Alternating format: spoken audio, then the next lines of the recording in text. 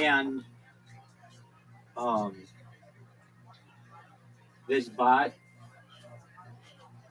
what I know you said you were like using it to promote that coin, but like what theme did you use? Or like you said Orville Redenbacher, did you? I was using like John McAfee's like voice, and then it'd be like some tweet about like one of them was about um it was about Bitcoin, and then it was something to do with like the security of Bitcoin, and then in John McAfee's voice it would come up with something smooth to say about how like, oh, this wouldn't be a problem if everyone was on the greatest cryptocurrency of all time, blah blah blah blah. So just kind of rating threads, but it was like basically like promoting the coin every single tweet, which I think subtly just doing that might have been a better approach, or not doing it at all, and then just like getting people to be like, oh wow, that was a good piece of information. Whose account is this? You'd also likely get in less trouble if you're just generating your own posts for your own timeline, and if you could use um, data feeds to like, let's say you're looking at like cryptocurrency posts across like various social media pages, like you got like whatever LinkedIn and Twitter and Facebook or whatever, and then you find the best ones across those pages for the day, and then you're maybe not copying the content directly, but like making a similar post based on that content. But yeah, I don't know. How did you have any updates with your friend from Reddit? My friend from Vancouver Island. Yeah. Yeah, no, I posted a video into the woodworking subreddit today, and it was the woodworking subreddit. They have like a rule where like you have to be like you have to be the person whose thing you're posting about. But I just posted a YouTube video from my friend who he has a YouTube video, and he's like in his workshop, and he's explaining the meaning behind his art, but you also see like a bunch of cool clips of him actually like doing the woodworking and assembling of the piece itself.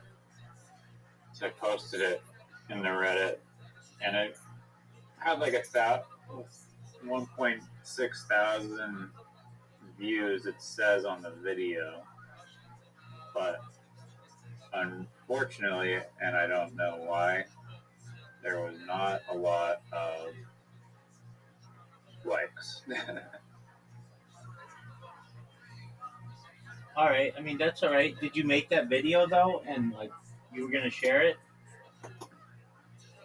My friend already had a really good one on his channel, so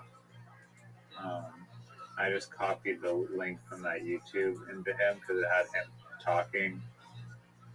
But Dog, that's not at all what you said you were gonna do. I did make a video of his pieces spinning around. Okay, good. But then when I went to the woodworking one, I was like, I don't know. I can send you the post that I made. No. I mean, you can, but hold on.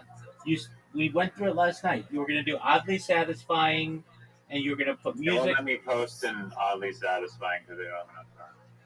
You still don't have enough karma.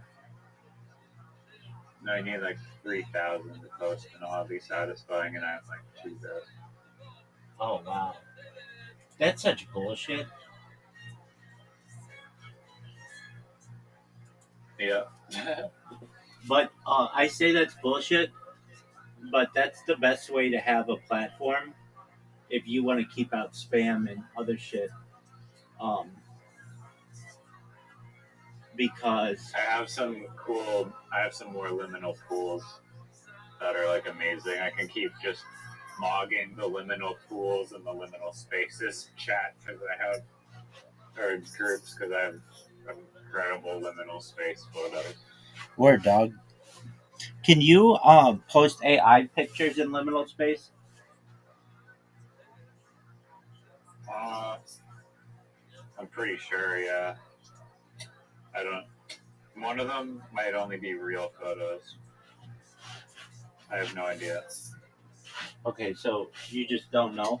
It's fine if you don't. That's okay. Um. Oh look, Okay. Because that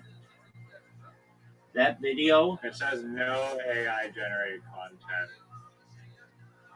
Okay. Content to another stuff. Please redirect AI generated content to another stuff. Which is bullshit. Yeah, I agree, and I bet people are doing it anyway.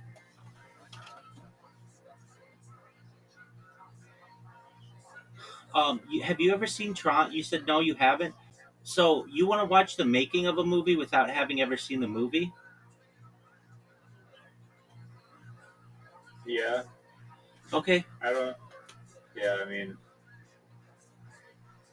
I've seen more recent drones. Okay. You want me to start? Can I start streaming it now? Yes, sir. Also, yeah, you're probably like hesitant to make like a Twitter bot that automatically posts or something. Is that why you haven't aren't doing it? Oh, dude, I've made like 1,000 of those. Two. Oh, Yeah. Yeah. The reason why I don't do that. So, like, my first bots were like that, and you can tweet like 10 times in a in a minute. They would do it like 10 times per minute, and Twitter doesn't take very kindly to that because it just uses their API and annoys people.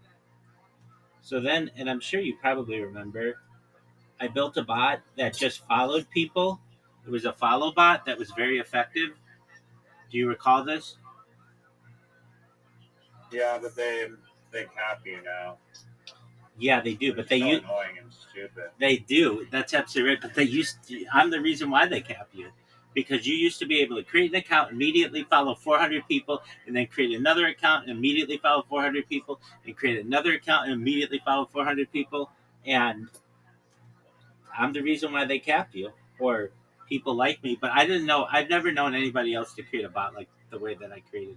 And I was very proud of it because I would get Democrats who would be like, "Who is this right wing person?" And then I'd get people who are conservatives saying, Republicans being like, "Who is this left wing person?" Blah blah blah blah blah. And the only thing about which they could agree was that they didn't like me.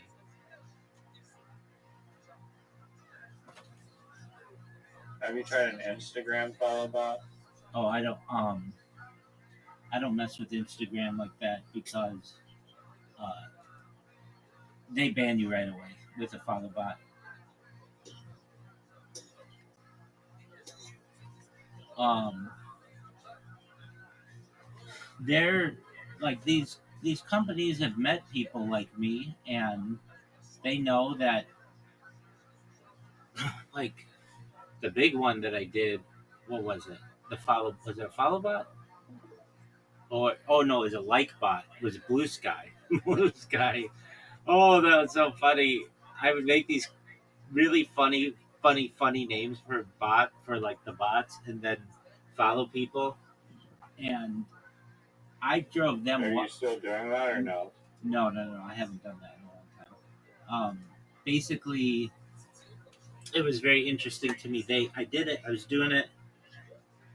I would get like a bunch of people to talk about me every single day, and I got a lot of joy out of it. Like what the people would say, they were very funny, and then they were endearing. They're like, Oh, I got another follow by Rabbi Rothschild. Like, that's my fourth today. And like, um, and then they got some programmer or something that just straight up stopped everything, and I couldn't do anything. Like, it's like somebody figured out, okay, this is how they're doing it, and so then I created an account recently, and I didn't associate it. It was just like an alt account. I didn't associate it with myself, and I could see people were like, I really miss that rabbi. I really miss Rabbi Rothschild. Like, it, yeah, it was annoying, but he was always the first person to repost um my content, and it was always like an extra like 35 followers a day, and just people talked really nicely about me, and I thought that was very funny. Okay, so I can just go through Facebook. Follow bot does not work. Once you hit like more than 10 followers, like immediately you trigger something and they ban you right away. um Instagram's the same. Everything under the metaverse is like really strict with that, because they've been doing social media longer than like almost everybody, so they learned that people would just sit there and follow just to get their follower numbers up, and they wanted to avoid that. So that's Instagram and Facebook and Threads. So I don't mess with those. Then there's All right, let's watch the documentary. no, I'm telling you everything. You asked a question, now I'm going to tell you. Then there's Twitter. I told you that. Then there's Blue Sky. I told you that. Kick is the one that they still haven't figured it out, and I spam the shit out of them. Uh, Twitch, they have a very good follow, but that like you can't follow a lot of people. You can follow like three people and then you get banned if you follow three people within like 5 minutes. Um, and I'm trying to think if there's anything else before we start. That's about it. Okay, I'm ready. Okay, it's playing. I Oh yeah, there's YouTube, and YouTube's worked on their system.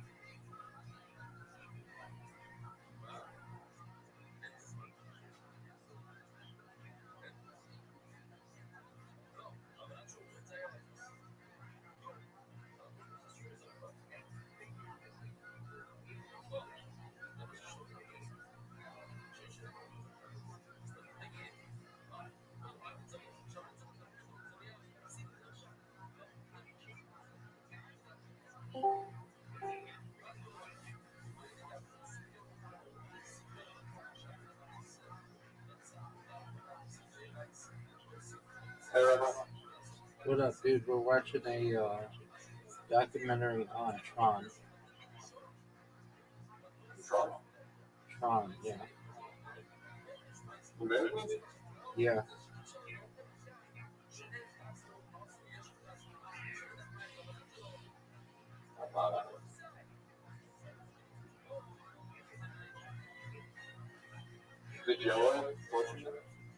Yep.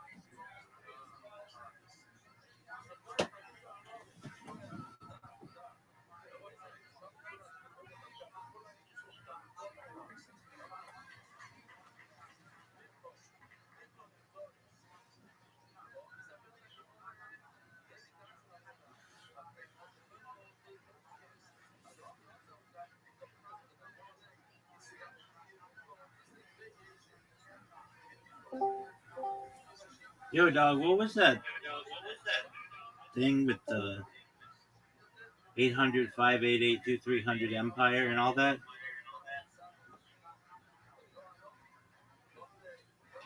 Riser. Yeah, Yo, what was that? What was that second documentary we were watching? that was a SNL documentary.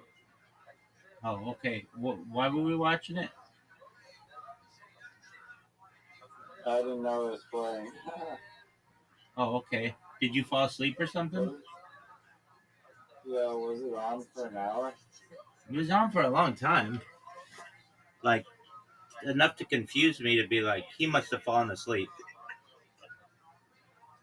Yeah, sorry about that.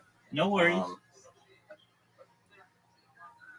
I mean, I can't say that that Tron documentary was like the most exciting documentary ever, so I understand why you fell asleep. no, I was like, I wasn't too. It was it was a little too long, but maybe a little bit. But I thought it was interesting. Like I did like it. It wasn't the worst thing I've ever seen. I thought it was beautiful, uh, from like a graphics perspective, and even though it happened 47 years, 40, like 44 years ago, or 45 years ago, or so, it still looks futuristic to me, and uh, there's a lot of beauty in it, and I mean, like they were how they use computers, and like just some things that stuck out to me, which you may have heard or may not have, that it wasn't allowed to be up for the Oscars for best special effects because the Oscars at that time felt that they were cheating using computers, and um, I really think Tron probably is one of the most underrated films ever. That uh, it just hasn't really been that embraced by Disney. I feel either. I mean, they've done like the other Trons and stuff, but uh, they've never like doubled down. Like I don't know. It's like there could be a love story in it. There's the futuristic aspect of it. It's just a wild environment. Um, I just really like that uh, the setting of it, whatever that world is, and like how there isn't a sun, and um, it's just so futuristic, but yet retro, and that's what's really beautiful about it. There's almost like a liminal space of it where like there you don't know where the backdrop ends, and um, yeah. What else did I think was interesting? Well, the lady who was in it, she didn't own a computer till like for like 15 years later, and she was playing, or maybe like 20 years later, and she was playing a computer, and how they were doing that. It makes me want to watch the original. Um, just how they were making all the How long graphics. Go ahead. how long after the first one did they like they didn't drop a sequel to that No, I think it. like bro? I think. I think like in the 2010s was the next one or whatever,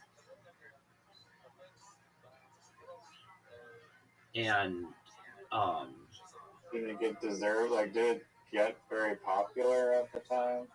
it was my boy. But I think it was really expensive to make, and Disney, like at least from an executive point of view, they didn't want. I mean, I'm not gonna lie to you. It was before I was born, so let's just look up the answer to that question. Yo, why didn't Tron get a sequel sooner thereafter? And what was its reception? And like, isn't it like really underrated?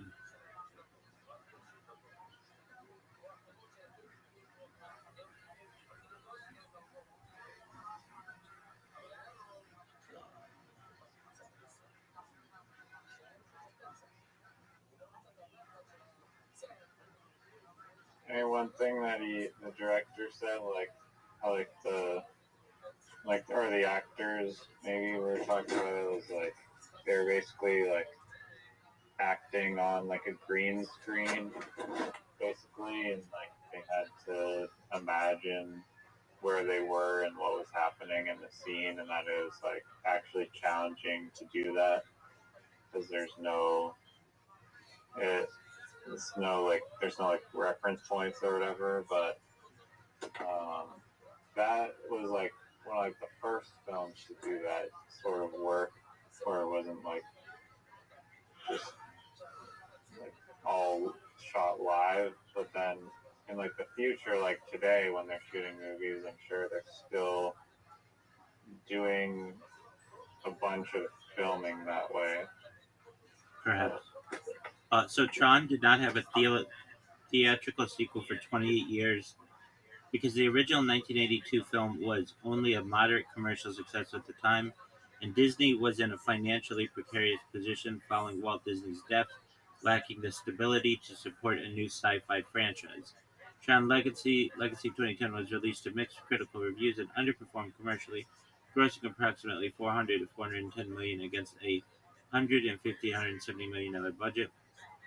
It is widely considered underrated today because its lavish visuals and Daft Punk score were ahead of their time, but the film suffered from a thin plot, underdeveloped characters, and lack of thematic depth that failed to justify a direct sequel.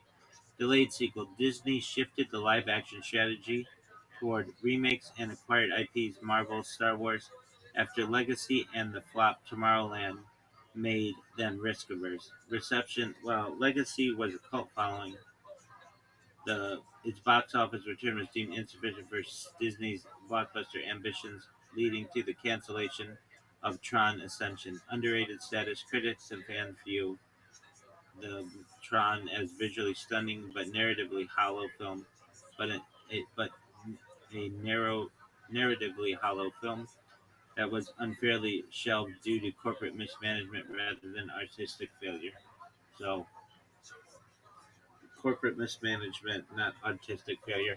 It seemed like, I mean, like the designers were like, we would get executives who would come into the room and they'd be like, "Are you guys sure that you're going to be able to get this?" And they were like, "Oh yeah, we'll be able to get it." And then the executives would leave and they'd be like, "Boy, we hope we can get it because they have a lot invested in us." Um, so yeah, I just That's Tron, smart that they like did a little test of it. yeah, Tron. Like it also like it was a little bit misleading. So like, oh yeah, we did like this little test run and everything was cool, and then in post production they really had to do like each frame like 12 different overlays of like different film, and it was like super time intensive, Right. which they didn't really factor in. It seems like it was like the first movie to utilize like real computer graphics in such a big way. Let's look at the first computer graphic movie though. What is the first movie to ever use any kind of CGI? You know that it's like the one with like the hand scene. Vertigo, 1958 was a first feature film to use CGI. How was it able to use CGI in 1958? Featuring abstract computer generated spirals in its opening credits created by John Whitney using a World War II anti aircraft targeting computer. While Vertigo was the first to use CGI in a film's presentation, other early milestones were Westworld 1973 was the first to incorporate CGI into actual storyline, using 2D pixelated graphics to simulate the robot gunslinger's vision.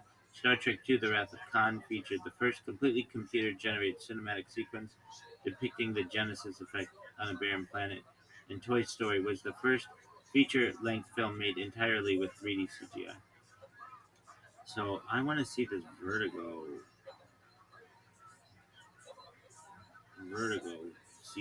CGI Vertigo, 1958.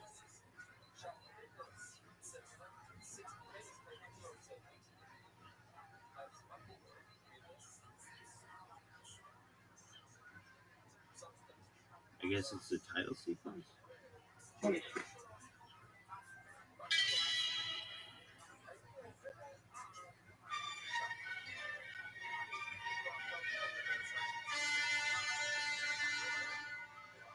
Oh, okay.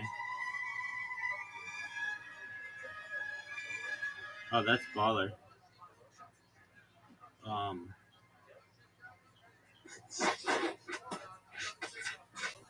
all right. Uh, in the meantime, wow, like one of my favorite things to do is watch documentaries with you, and keep one eye on the documentary, one both ears on the documentary, but also be drafting uh, like essays for publishing or blogs or whatever. Um, and the topics, like some of the topics that I use are things that we've discussed, and so it's interesting to be like, what do you call what we that discussion that we had? So the thing with toothpicks, remember how like I'm an advocate for ending the use of toothpicks in food? Yeah. It's called the latent hazard problem in ready to eat food design, rigid fasteners in sandwiches, and the boundaries of products liability doctrine. That's like how it is in a fancy way. Uh, and then I put in there like alternatives, reasonably accepted, uh, like reasonably accepted alternatives or whatever was like stevia or like candy cane material. So I think that's baller. So you have assisted the world in becoming safer. I wrote a bunch of them that's just been bothering me. The attention economy and the governance of intrusion, rethinking spam and advertising, the utility decline of progress feedback, informational sufficiency, and epistemic duty in modern interface design. What is that? That's like, I can't stand when something is telling me it's downloading, but it doesn't give me a timetable. I can't stand that. The next is gatekeeping, opacity, and iterative evaluation. Rethinking finality in modern selection systems. That's just fancy talk for um, bands should not be uh, like forever, and gatekeeping shouldn't be anonymous. Next is shadow banning, visibility filtering, and algorithmic governance and category transparency for digital platforms. So that's just like I don't like shadow banning. Next is permanent digital platform exclusion as disproportionate private governance, a private law analog theory. So what is this? This is you shouldn't be able to ban people for life. The next is the latent the ready to eat food thing. Then the next is moissanite and the reconfiguration of gemstone value, optical performance, market structure, and legal fiction and the legal fiction of diamond liquidity. There's a kind of stone, I don't know if you've ever seen it, moissanite, that is arguably more beautiful than diamonds. Diamonds are harder, but moissanite has more of what's called fire.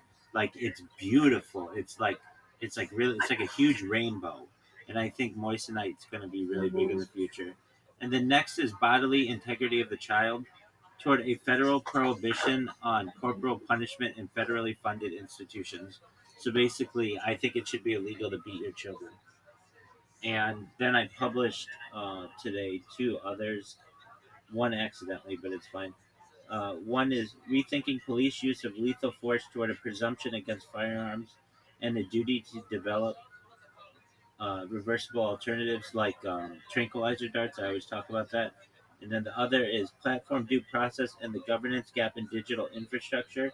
So this one's on like how YouTube and Instagram and stuff have become they've become like employers, but they're not treated as employers, and they need to be evaluated in terms of their behavioral rules and interpretation and enforcing compliance and adjudicating disputes. All that stuff's important to me. So what I do is I'll take like a subject, like the toothpick subject. I'll go to ChatGPT. I'll say make this into like a law review. To come up with the most Harvard fucking title. You know what? That's funny that you say that because I do. I say just write this like a Harvard Law Review article, and it does. That's funny that you that's funny that you said Harvard because that's exactly what I do. And then I take that and then I put it against Gemini, and then Gemini usually evaluates it like a 9.8 or 9.9. And then I'll take that, go back to ChatGPT. ChatGPT will say, you know what, those are really good points. Let me redo it, and then it gives me 10 out of 10. And then I take it back to Gemini, and Gemini says it's 10 out of 10, and then I publish it. I did a thing at one point where I was taking it to every single one of them and trying to get them all to say 10 out of 10, but it it ended up being like one of them would say 10 out of 10, the other one would say 10 out of 10, another one would say 9.9. So I'd go and get it changed. Then the first one would go back and say now it's 9.8, and then the other one would say it's 9.9. It was just like, dude, it's so good already that nobody's going to debate this. If you get two AI models to agree, like at 9.8 or above, no human is going to be better than that. So anyway, Yeah. um, I got that going for me, which is nice. Flawless AI argument. 100. Well, I think it's just absolutely brilliant of writing essays that way. Yeah. Oh, I was gonna ask when you're talking about the homework thing the other day, like no homework or whatever. Yes, sir. I mean, this has been already happening, but I'm curious if it'll be like just like the way of the future, because it is better for the environment technically, but there might be some science as to why it's not. But potentially hologram technology would like solve the issues or whatever.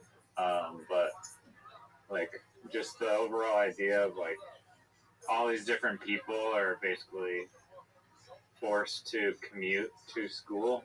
Yes. And we've had like computers for a while. We've had online technology for a while. I'm going to just technically just watch like recordings or whatever. So why? And arguably, class can be more distracting depending on who you ask. So do you think that commuting to like why wouldn't it just be all digital and remote and like work from home? So you're saying why don't we just advocate for digital learning as opposed to in-class learning?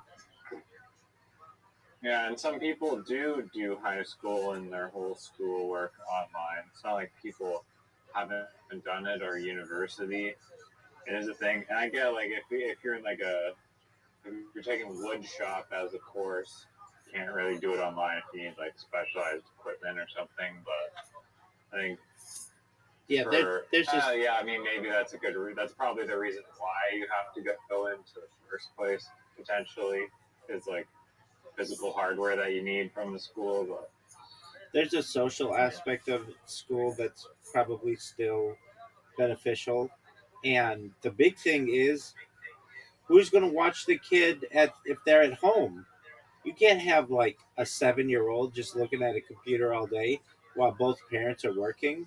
So school provides like a babysitter effect that's important.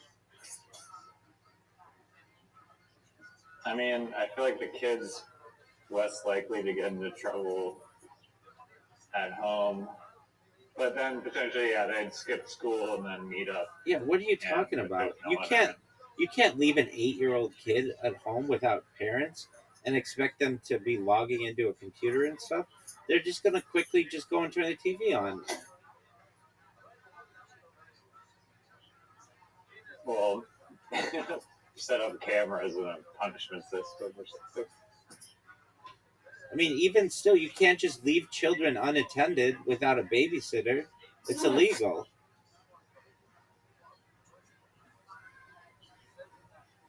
Yeah, I guess. Yeah. Like I that's mean, you could. It's not like illegal to do it. it is illegal. At least in California, I think it's 12 or 13. You cannot be home alone without a guardian or parent or an agent of the parent, basically a babysitter, or Isn't that or not like or a sibling, practically possible? or a sibling, or an older sibling. What were you saying? Isn't that okay? So what do you do if you're you both parents work 9 to 5 jobs and the kid gets off school at 3? Yeah. So usually, what happens is, I think it's like there's some kind of window where like a child is allowed to be unattended for a certain amount of time, but in that kind of case, you have after school care. So the kid doesn't get off at 3. They go to what's called after school care, and then the after school care goes until 5. Okay. So Yeah. the child is not allowed to be at home unattended without a parent, and so the parent works 9 to 5, gets off at maybe 5:30, and the kid's got study hall or after school care, depending on their age, and then gets picked up. But that's so they're not home alone. I mean, do you necessarily agree with that though? You cannot have children unattended. So No, I know, but that's the rule. But do you agree with that rule? yeah, for the safety of the child. If not, kids are going to get into lighters and touch the burners on the stove. They're going to burn down their houses. They're going to uh, get on the computer when they're not supposed to and get on to places where they're not supposed to. Yeah, that there's a. I mean, you're basically. I know you're just raising like a question, but like, why? You're basically like, well, why are parents even necessary at all? I mean, parents have a major role in the life of a child, in particular keeping them safe. I mean, like Okay, imagine. no, I agree if you're like super little, but if you're like 10 years old, I Okay, mean, so maybe now maybe it's worse, now it and becomes you're gonna be even now more devilish or whatever. no But no now it some becomes subjective. Now it becomes subjective. Okay, so are some 10-year-old kids left alone fine? Absolutely, but that's why they draw the line at 12 or 13, and that's more a modern innovation because when I was a kid, you could be left alone at any age, and your parents might get a like if something happened to you, they might get a visit from Child Protective Services, but chances are, if it only happened once, they weren't going to take you away. But today they would.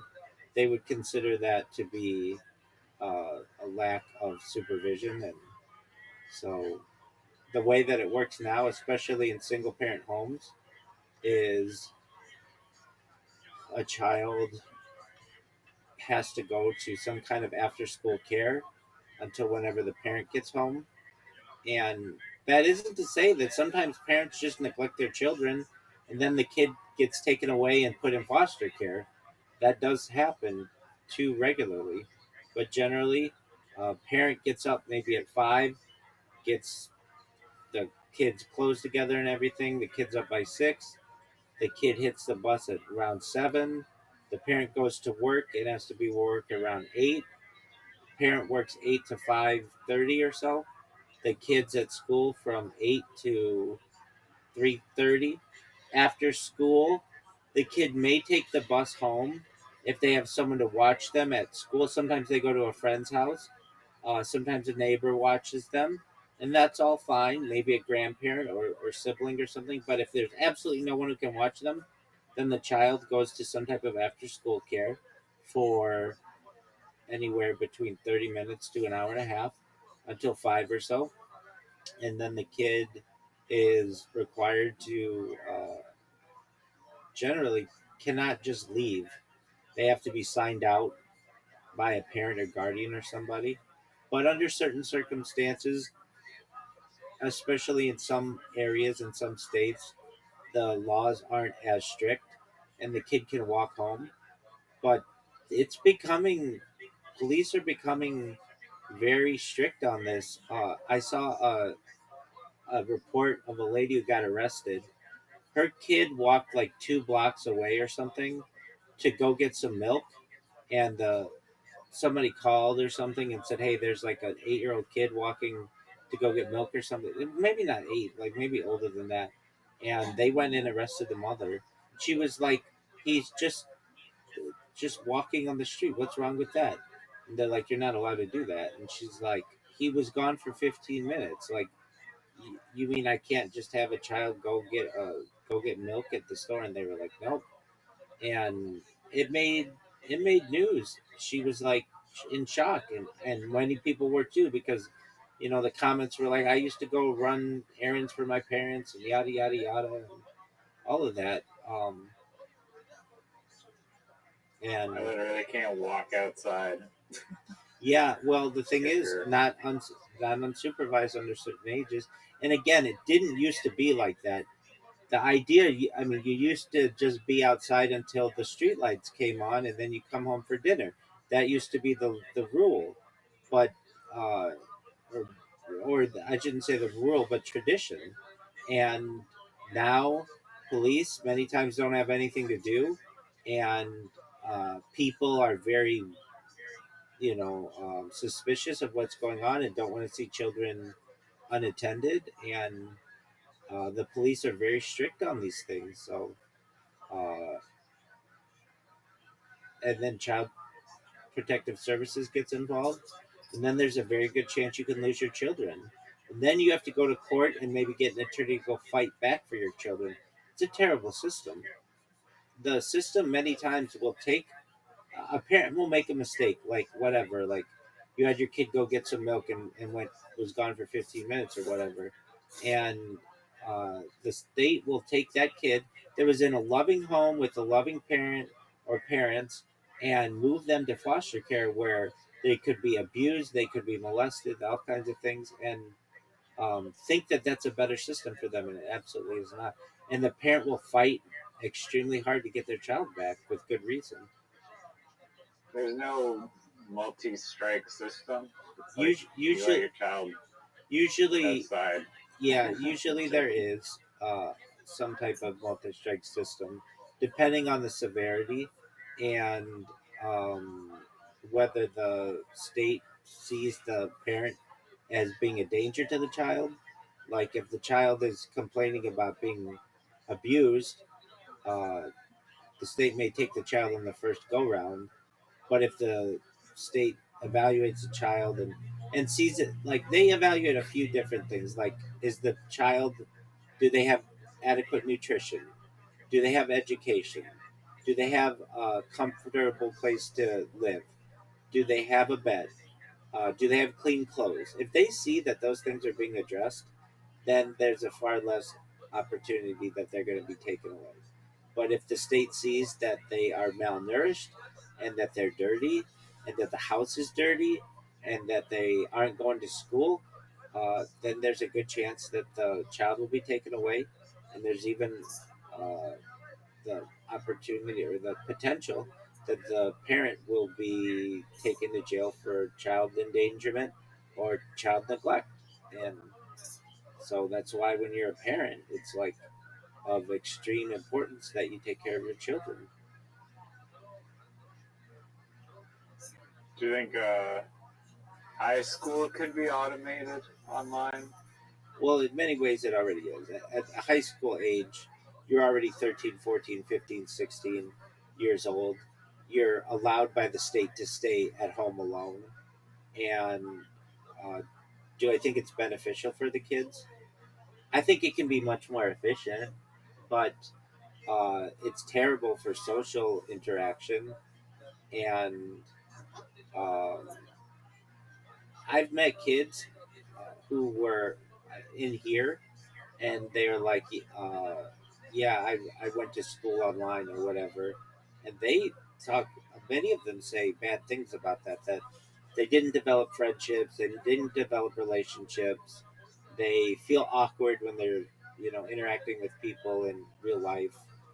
They just missed out on a lot of the social cues that you get when you are dealing with people one on one in real real life. But I do think that there's some benefit to uh, the avoidance of much of the drama that can happen in schools. And um, but I mean, that's where the fun. That's where being with your friends and stuff. That's fun. Playing sports is fun. Uh, Talking in the lunchroom or whatever is fun. Recess and breaks. Those are cool times. You build bonds. You learn about people. You learn about behavior. So, like, there's a lot of learning that takes place outside the classroom too. I mean, if you're doing all your stuff online, you need to like substitute the social aspect with something else, That's true. like I, other social that's true. environments. I knew a lot of kids Not growing up. just I don't knew go outside anymore. I knew a lot of kids growing up in usually because of religious reasons they were homeschooled, and those were some of the smartest kids I ever would deal with because their parents or like their mom was able to get everything done in like 2 or 3 hours that would take you the whole school day, and um, to ensure that the kids got adequate social skills. They were involved in sports and extracurricular activities. They were taking music lessons. They were still interacting with kids, but they just did not have the they just weren't in the school. But those kids did not have the same friendships that the other kids had built, and so many times they were seen as outsiders. That eventually would wane, and they would be seen as part of the in group, but it would take time. Just the fact that if some kid says to you, "What school did you transfer from?" and they just say, "I was homeschooled," immediately there's like this confusion. But if I had children and I had the means, uh, I would absolutely homeschool my children and then get them involved in other activities. And at least when they were young, um, much of I mean, I've seen it as a teacher. Much of what you do as a teacher is uh, ensuring that other kids are doing what they're supposed to do, and that could be a waste of what what you want your child to do. Um, like for instance, even small things, like for instance, taking of attendance. Okay, so we have to take attendance every morning, right? All right, so let's say there are 30. And sing the national anthem Yep, and and listen to announcements. that's all true, absolutely. So that's like 30 minutes worth of stuff that you're doing. That if your kid is at home, they don't have to do any of that. Their attendance is there. They don't have to wait to hear, you know, uh, the A's and the B's and the C's and the D's and the E's and the F's and the F. They don't have to go through the alphabetical list of kids' names. So right there, you're gaining time, and you don't have to worry. Like if a teacher is disciplining another kid, that's a waste of your kid's time. If the teacher is even just like needs to needs to go do something, maybe needs to talk to another teacher, then it's just a waste of time, and the kids are just going to be whispering and doing whatever. So all in all, I know for a fact I've seen a lot of kids, both boys and girls, who were homeschooled, and they were at a significant advantage in some ways, but socially and such, they needed a little bit of time to become part of the in group, and I knew some kids who were homeschooled for all 12 years of their school, and they um, you would expect them to be like the smartest kids in the world, but they were kind of just average. I don't want to say average, but like they weren't like extremely smart either. Like there's a certain level, like you're gonna be as smart as your parent is, and if your parent isn't like overwhelmingly smart, well, then your kid probably is not going to be. That's where school can make some differences because you can get some teachers who are extremely smart and can teach those kids more than just what the parents can do. But in terms of the attention that the kid's going to get, there's nothing better than uh, homeschooling. Yeah, I mean, it's like a one-on-one tutor. Do you think that taking like a complete university course online, it's just like very like easy to cheat and get through it that way? Yeah, I do, especially with AI now.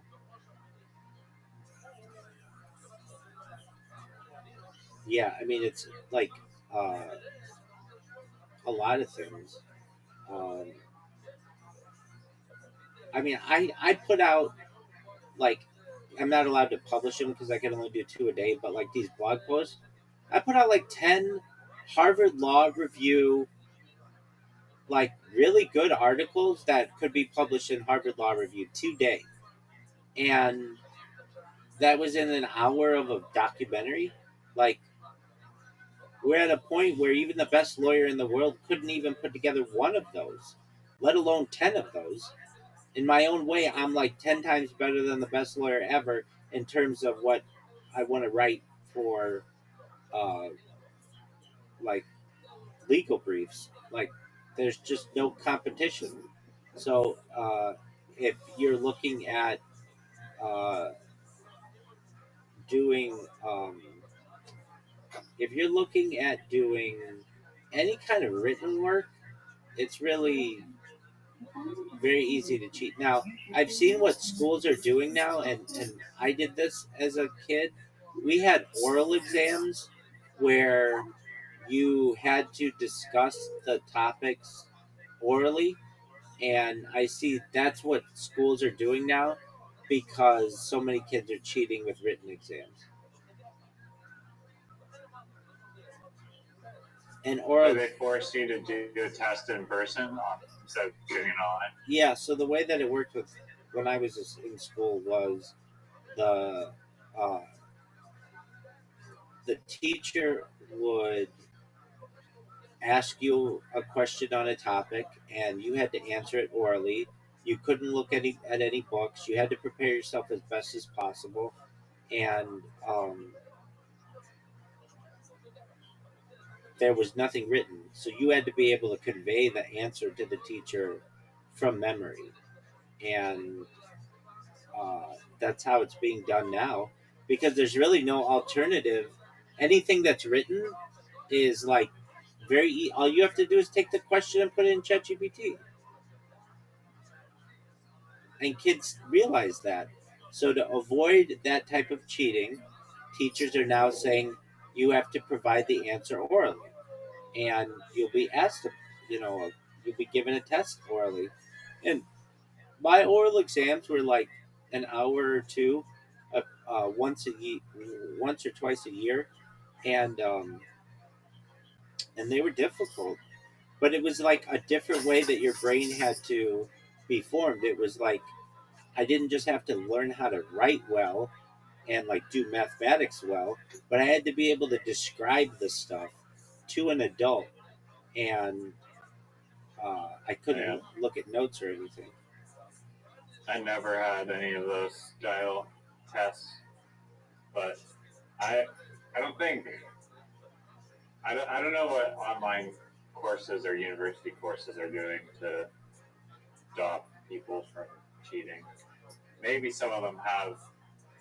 I mean, it's hard. You can't just like force everyone to like fly in from all around the world to do a written test Well, to I can kind of. tell you,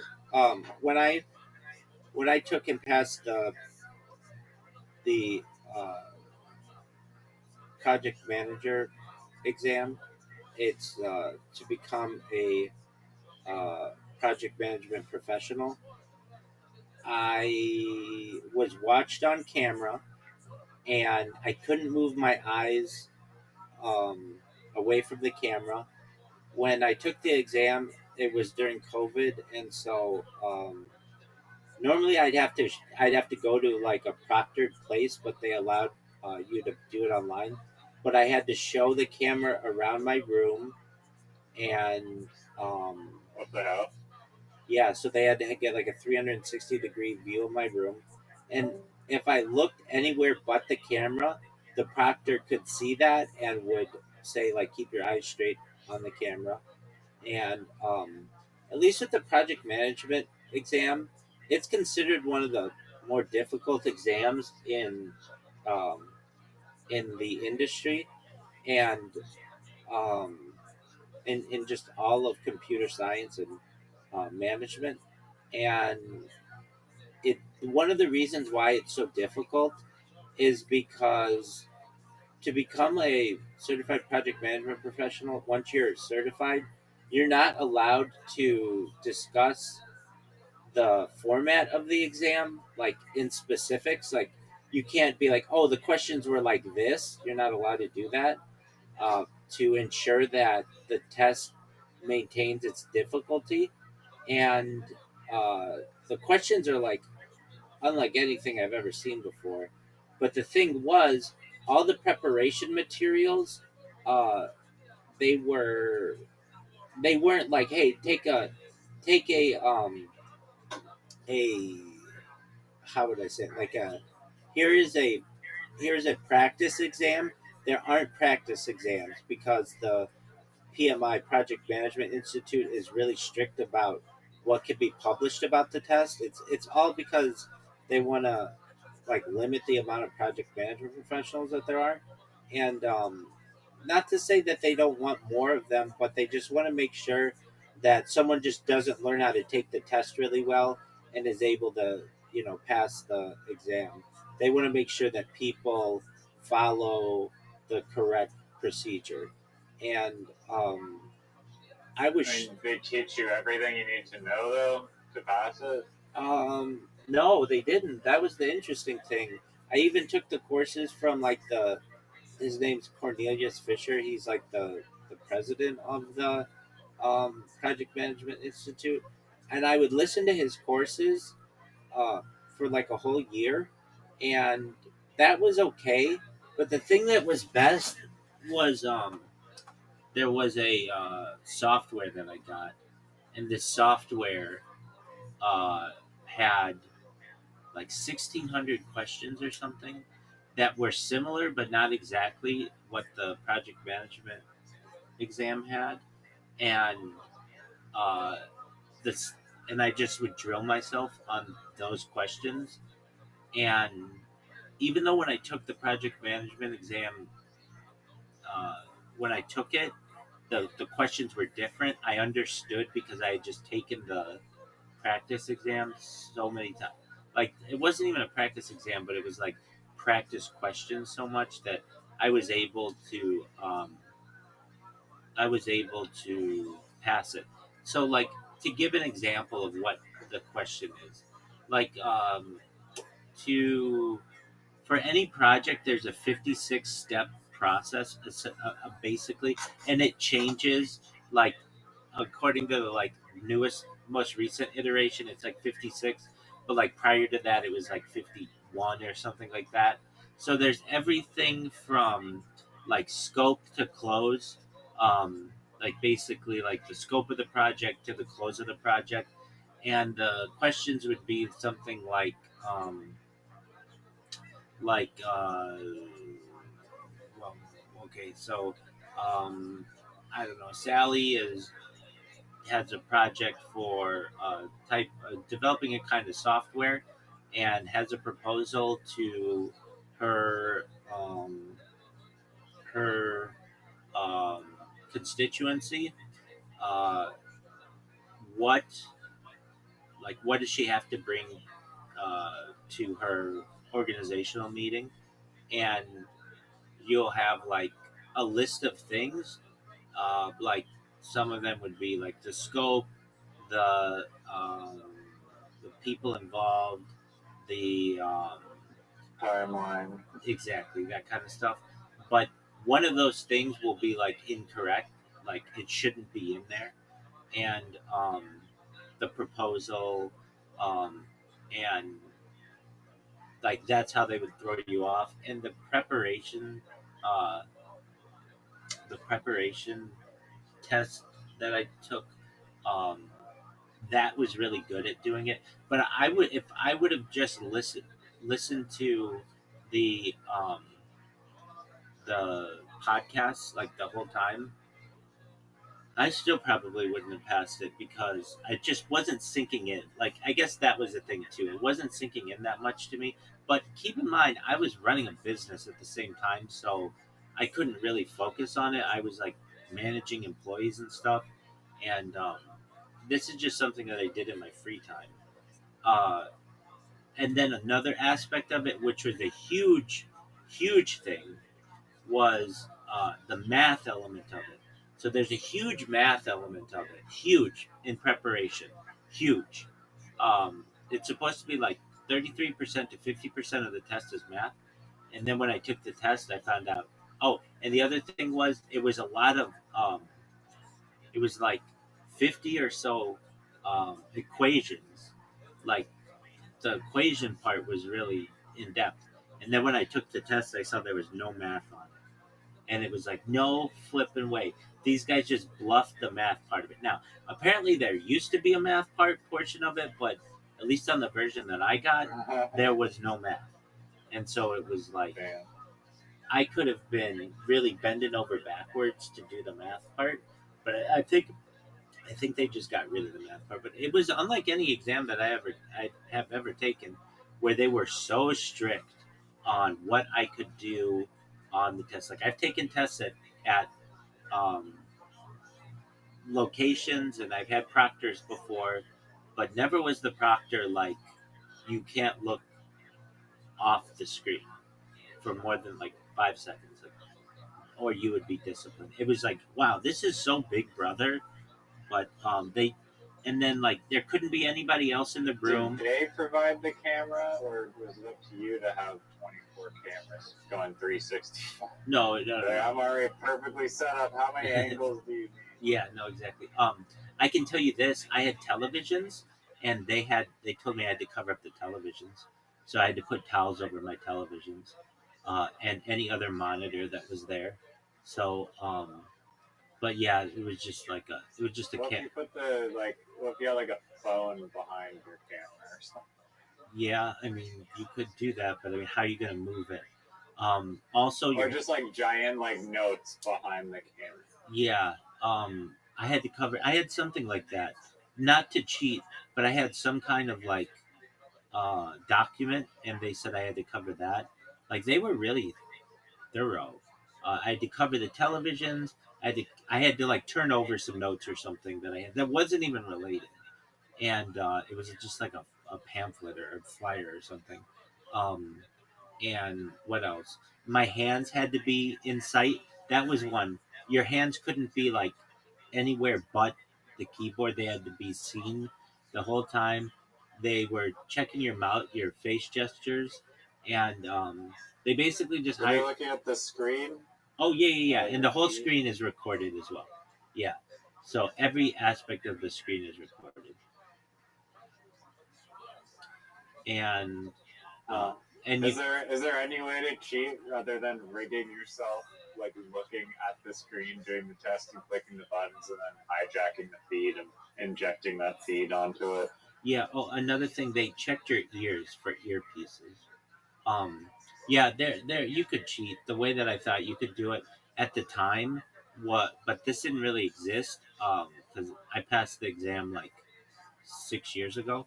But you could have like meta glasses, but I'm sure they're on to that now as well.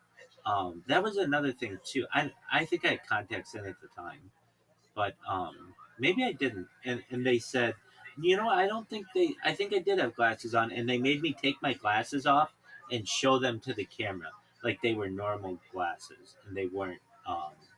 They weren't like Google Lens glasses or anything. I do kind of remember that, but how could you do it? Um, yeah, I was trying to think.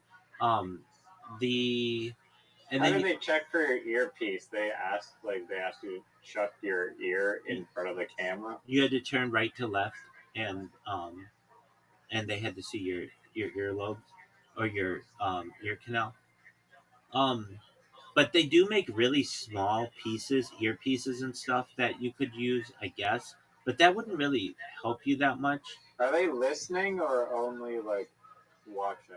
No, Real the sound. microphone's on too. Yeah, so you can't have anybody else there, and if you if you talk with anybody, then then the test ends. And at least the PMI Project Management Institute says that you can only take the test like 3 times in 16 months or 18 months or something like um and if you have like an internet outage, the test ends as well, like even just briefly. So like let's just say your internet disconnects just for a second, you're done.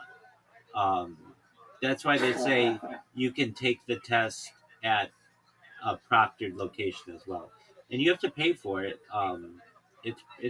I mean, it's not like overly expensive, but it's hundreds of dollars because you have to pay for all these people. I'm trying to think of what else. I was trying to think how I could cheat at the time, um, or how someone could do it, because it was like, wow, if you're going to go through all of these requirements, I wonder if it is possible. Yeah, I remember.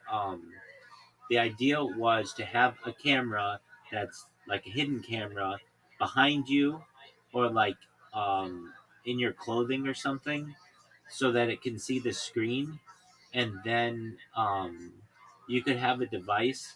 Like I've seen this happen in like Las Vegas documentaries, that basically haptic feedback to tell you which A, B, C, or D, whatever to whatever choices, and then to move on to the next question. But that's about the only I way. mean, right now it'd be possible with like machine learning and stuff, but decoding text from like a tiny, shitty, like little spy camera might be difficult That's back then. that's true, and I mean, It wasn't that long ago you took it, right? it was like 6 years ago. So Okay. so all the tech. I mean, we didn't have large language models, so that would be new. Um, and they change the test every like 2 years or something. So I'm sure it's different now and it's more difficult.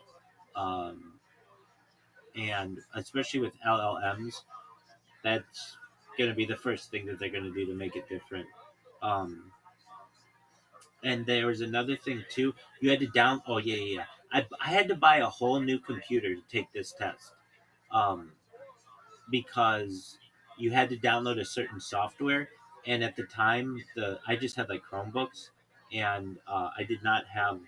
You couldn't install the software just like on a browser or anything. So I had to buy a special computer just to take this test. And because the software locks up your whole computer and gives them the ability to be able to view it. It's like a thing that like you restart your computer, and the only thing you can do is use this software. You can't use anything else. It's very nerve wracking. You're like hoping like your internet is fine. You're hoping nobody knocks on your door. I remember when I took it, I put signs all over the house to all my roommates, do not bother me, do not bother me, for like the next 3 hours or whatever. And when I passed, you find out you pass right away. I was yelling and screaming and running all over the house like Macaulay Culkin and Home Alone. I was just so happy because it was like, I'm official. I've been waiting a whole year to do this, and it was a great feeling. It was, I remember I emailed all my rabbinical colleagues, and they congratulated me, and it was just a really great. It was a really great feeling, because it was just like a difficult process, and I just remember being like, okay, well, I bought this computer, and now what? Like, uh, I mean, I still need it. I didn't need it anymore, but I mean, I used it. It's a computer that I still have right there, but it was just interesting to me that like you had to really prepare for this thing. And it was a test too that like some tests you can just go in and take, and if you're smart, you can take them and get them. This was not that kind of test at all. This was a test that was very technical, and um, you had to know how the questions worked as opposed to just like it being logical. That's what I recall. Um, and and then once I took it, it was like all that information was just like drained out of me. I didn't need it anymore, and I could go.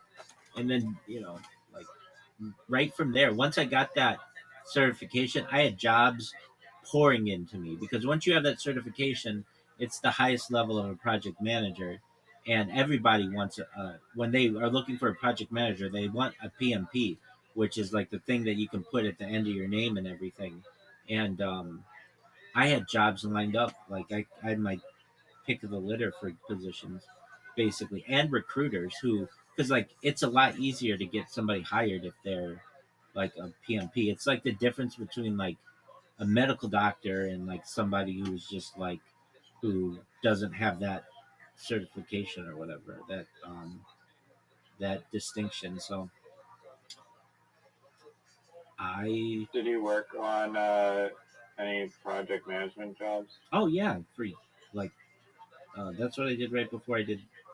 I streamed one entire year of being a project manager on this stream. Um, that was the first year. Yeah, I worked in healthcare, and I worked in um, uh,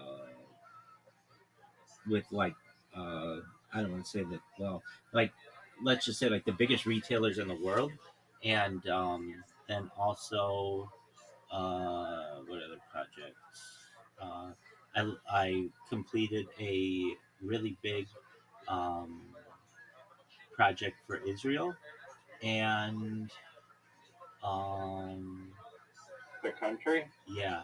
So basically, the Israel was transitioning to um, integrate with this organization, a very like a huge company, and um, we needed to like standardize all their practices, and we had like a timetable that we had to meet, and uh, I was able to like so fortunately I did such a good job on this um, and on this project, and the delivery, everything came in just perfectly.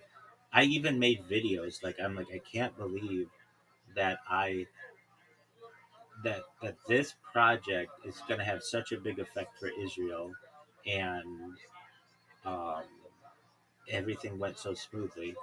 Um, and like when you're dealing with like an Israeli client, it's a little different. I mean, everything's different, but like even just like the thing that like stood out to me was like of course English is left to right and Hebrew is right to left. And when you're like copying and pasting things in Excel, you have to be really delicate about that because um, it'll throw things off. And so I was able to use my Hebrew knowledge to ensure that like I could keep the project organized, especially in Excel, because like as a what I was as a Scrum Master, basically, in addition to project manager, someone who would help lead the development team. And oh fuck, um, just one moment. And um, fuck.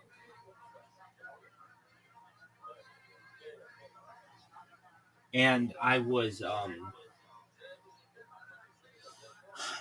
it's not like you're doing it by yourself. You have like 30 people watching you simultaneously to make sure that all the changes are made correctly and that you're leading it professionally and everything. So um, I just recall like that I did that really well. And then I also I led a project for Canada. I was like a North American uh, ombudsperson. So I did a nursing project and a healthcare project, but like primarily for like it was primarily healthcare. I had this. It was a Israeli integration, And then I did a project for some European stakeholders, Middle East and Europe. That's known as EMEA, Europe, Middle East, and Africa. Yeah, did I say Europe? I meant Africa. Europe, Middle East, and Africa. So that's known as EMEA. And then I had uh, more technical projects, software developed projects with North America and consumer goods. And then a Latin American project with Argentina. And I would do all of this from like 3 in the morning until like noon, and then I'd go play golf balls all day. That's the first year of my streaming. That's how I got into streaming. I would do my um, work, and then after work, I would go hit golf balls, and I would want to see what my golf swing looked like. I never had the opportunity to do that, and I would make jokes to myself on the just because I'd slice the ball or hook the ball or top the ball or whatever. And I thought my future family might think these are cool videos. I'd go home, I would upload that, and then eventually it just took too long to upload. And I figured, you know what? I'm already on camera for like 8 hours for work, and then my synagogue schedule and synagogue classes already went online for at least a couple hours a week and every day, because like I would still go to synagogue in attendance, but we couldn't have like uh, the normal amount of people there because of 6 feet and all of the protocols and everything. And then I just figured, you know what? Um, I'm already like on camera so much, and I went from being someone who was I don't want to say shy of being on camera, but just uncomfortable being on camera all the time or like for long periods of time to that uh I shouldn't say that. I've been like, I've worked in financial institutions, like as a teller, and I would be on camera for 8 hours, but it's different. It's different when it's like somebody's watching you live. Like being a teller, I would be on camera, but it was only if they had to evaluate what I was doing to make sure I wasn't making a mistake or something. Would somebody actually view the tapes? But in this case, you're being watched live, and um, then I didn't really know how to do the whole YouTube thing, and it was like fall of 2021. I started summer 2021. I got a bunch of GoPros, and then I would just GoPro my whole life, even sleeping. But I did a lot of IRL streaming or IRL like home videos or whatever of like all the touristy places of LA, and I wanted like archives of those, and then um, I uh, would upload all that, and it was just taking too long. And frankly, I was getting throttled by all of the uploading that I was doing. That I figured, okay, there's got to be a better way. So I guess that's why people stream. And then fall of 2021, I started streaming, and then I got a different contract, a higher contract for more money at the same organization. It was essentially a promotion, and they had proposed to offer me a full time position, but I was going to have to move to Georgia, and I didn't want to have to do that. And I had made I was making 6 figures, and I was comfortable with it. I did that for another year and had enough savings that I figured, okay, I'll be able to not necessarily retire, but work as a contractor as I need.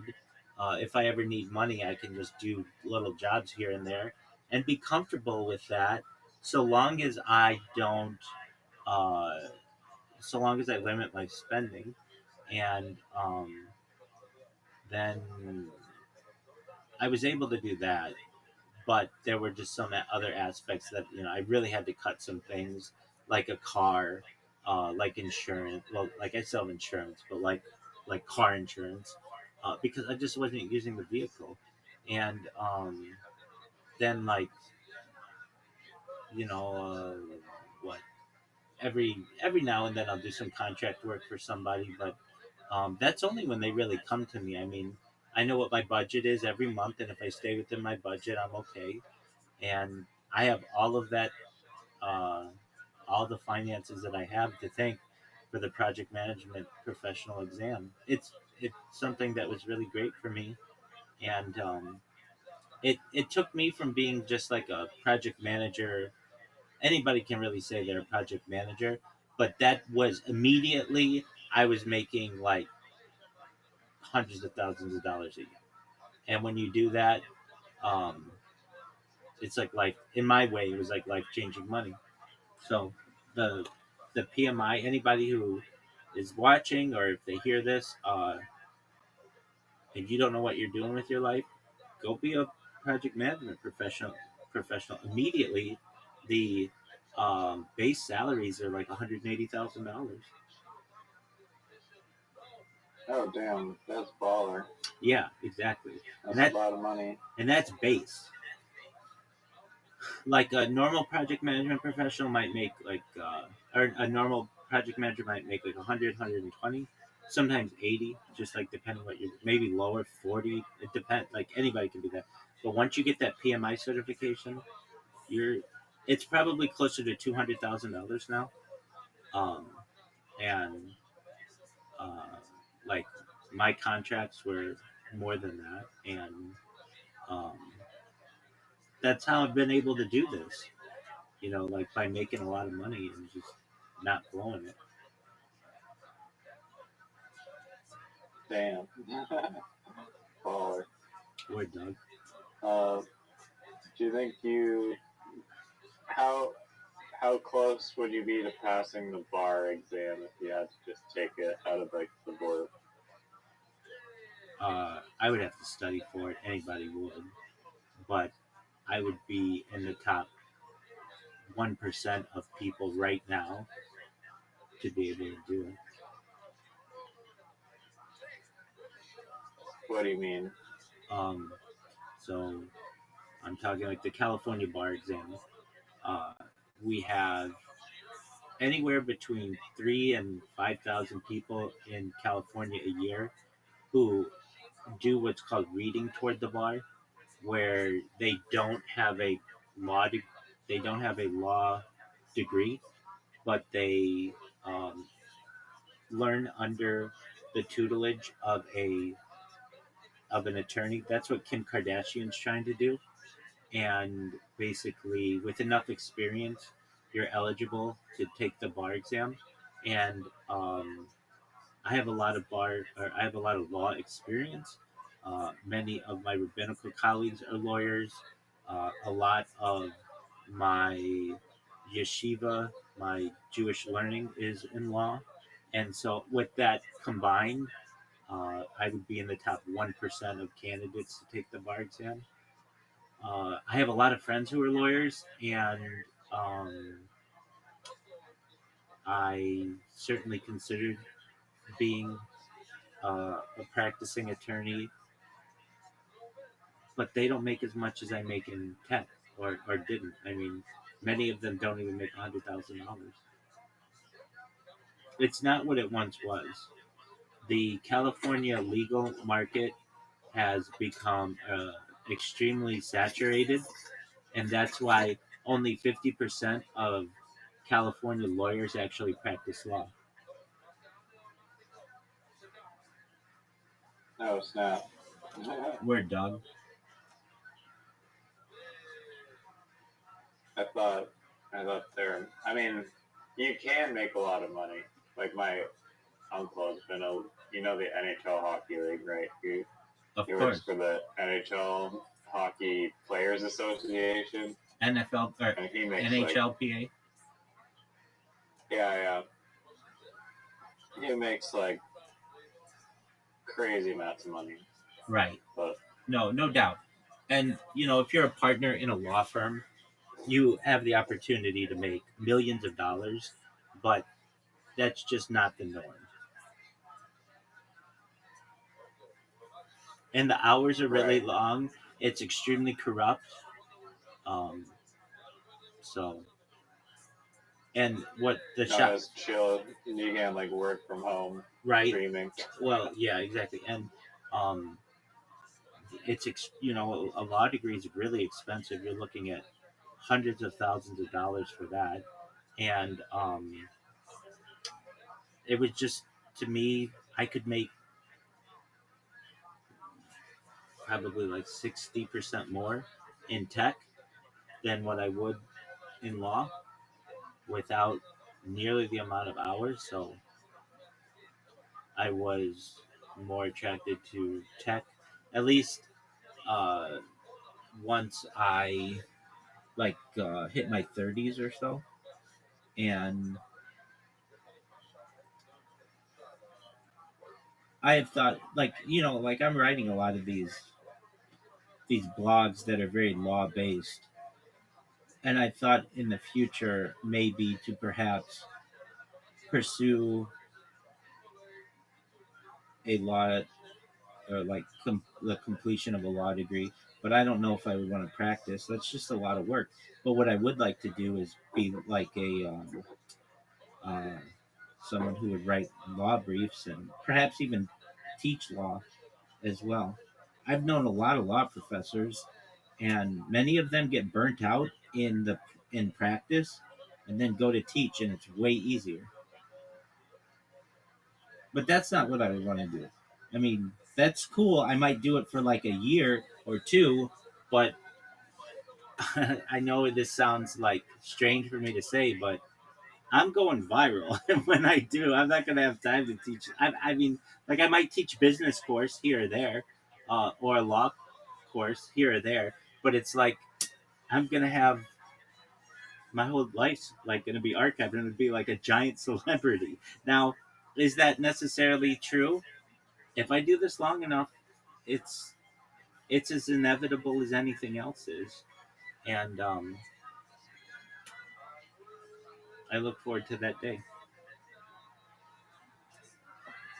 Yeah, one of my favorite YouTube channels is just like this criminal defense lawyer from Canada, but he goes over all these different law like cases that are going on, and I just like hearing about the interesting cases.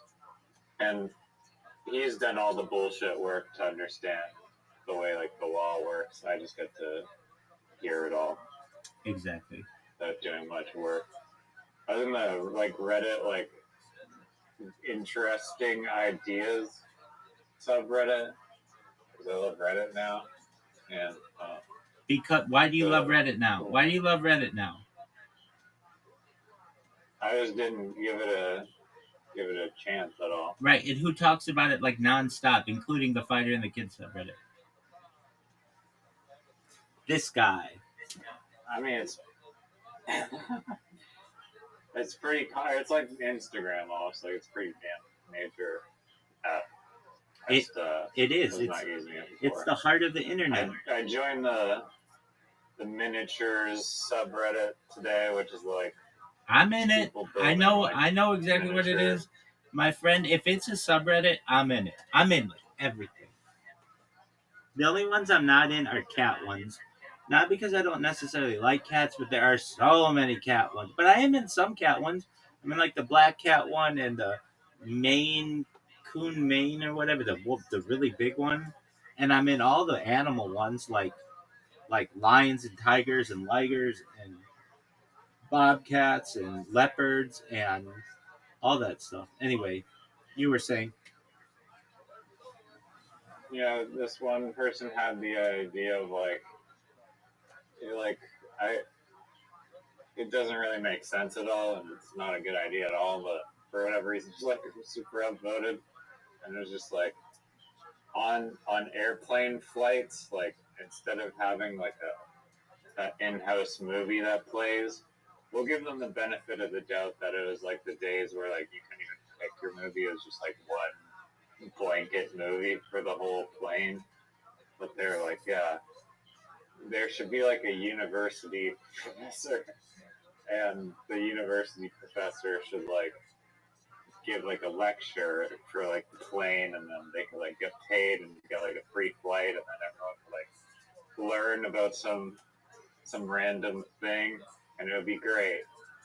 And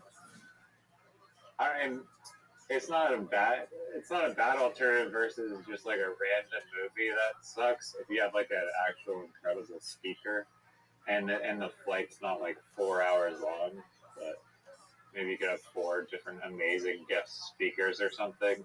So maybe there is some idea there, but with like modern technology, like anyone can go on their phones and just watch like whatever university lecture they want to, and they don't need or do whatever they want to play. If they want to play Wordle for literati, they can do that. But Yeah, I mean, you're gonna have people if in that situation. People just aren't like it's not realistic. Let's say you have somebody who's like, "Hey, I want to teach a political science class." Everybody's got a different opinion, and so you're gonna get some people who are like, "I'm gonna sit here and filibuster it. I'm gonna scream about communism the whole time because I don't like what this person is teaching."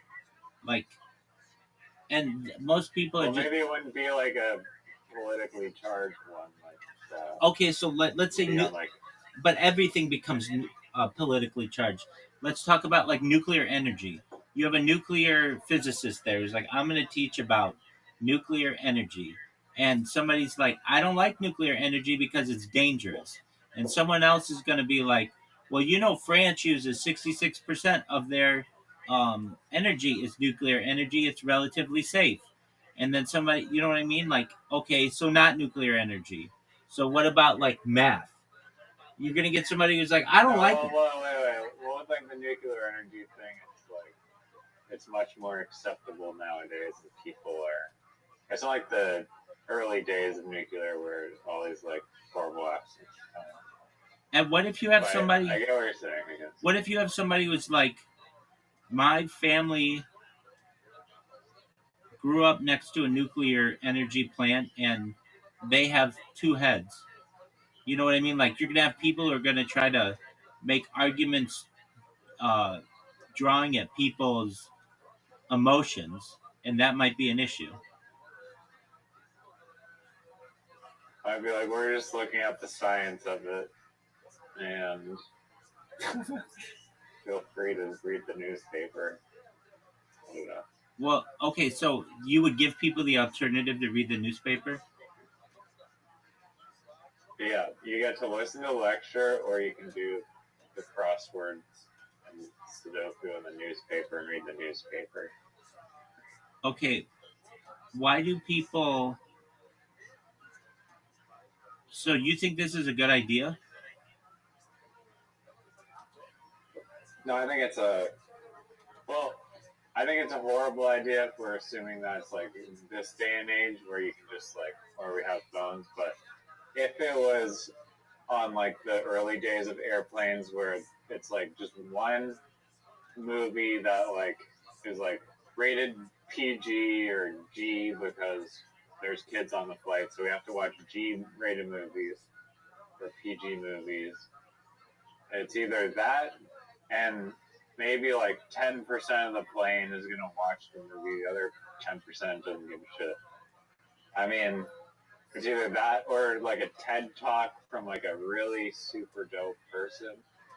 I think there would be some people. It would be more of a fair like argument of like which one's better, like an awesome thing to learn about, or just another movie.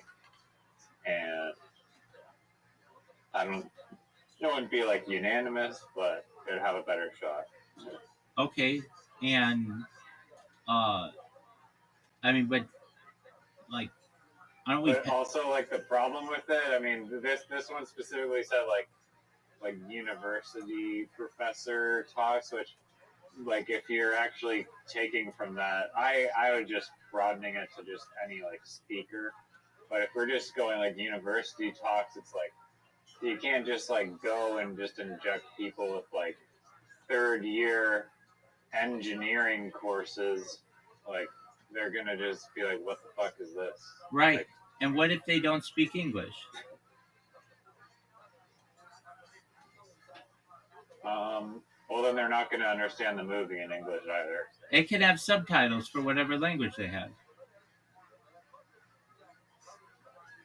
I don't think that was available on the flights to choose subtitles. I think it was just like you're getting this. Everyone has the same screen.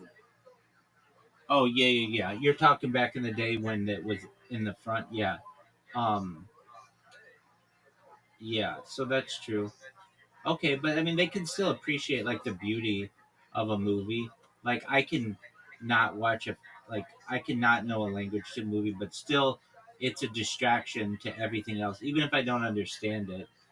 And I understand other people are watching it. It's just, uh, more, If I was in a flight in Japan, and then if my options are, I mean, I don't have the options, but there's either, I know going in the flight, there's going to be a movie in Japanese I don't understand at all, or there's going to be some guy speaking in Japanese that I don't understand at all. I'm not going to be mad that I'm in Japan and like the fucking movie is in Japanese. I would rather have the movie than the um. I would rather watch the movie than have some native Japanese speaker. Wouldn't you? I mean, there's some visual stimulus there. Yeah, Here's an idea. exactly. Why didn't people just be like, I don't want to watch the movie and just vote for like silence? Like, don't you think like that's like more like way more neutral to please everyone than just injecting a movie that only a fraction of people want to watch? Well, a lot of people did. They just went to sleep while the movie was playing. I have very hard time sleeping on an airplane, especially with like noise and stuff.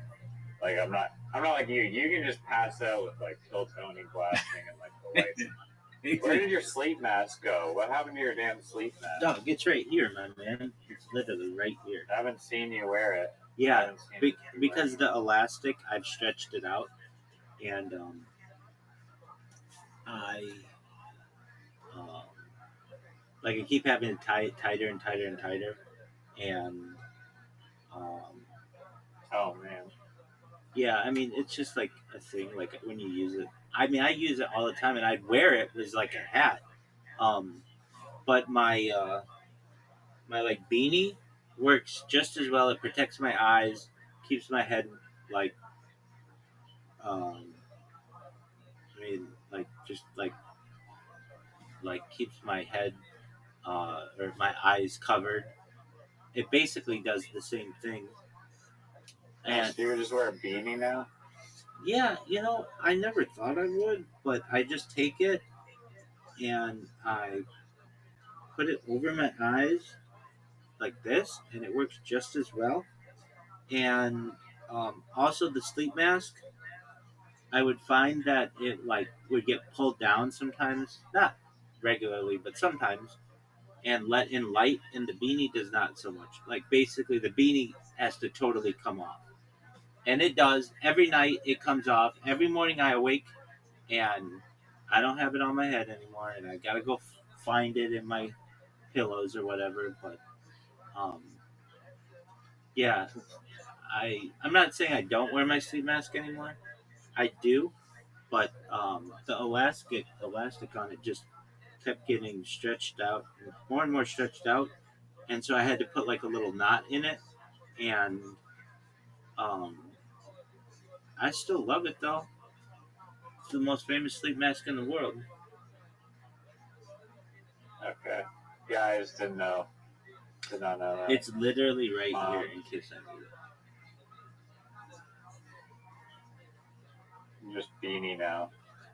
No, not always. I wear the sleep mask too, but the beanie kind of is more efficient for me because it's like it covers my eyes better.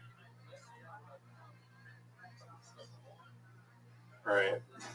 Like a sleep mask. If I like toss and turn a little bit, it'll pull down on my face or pull up on my face. The beanie does as well, but the beanie's a little tighter.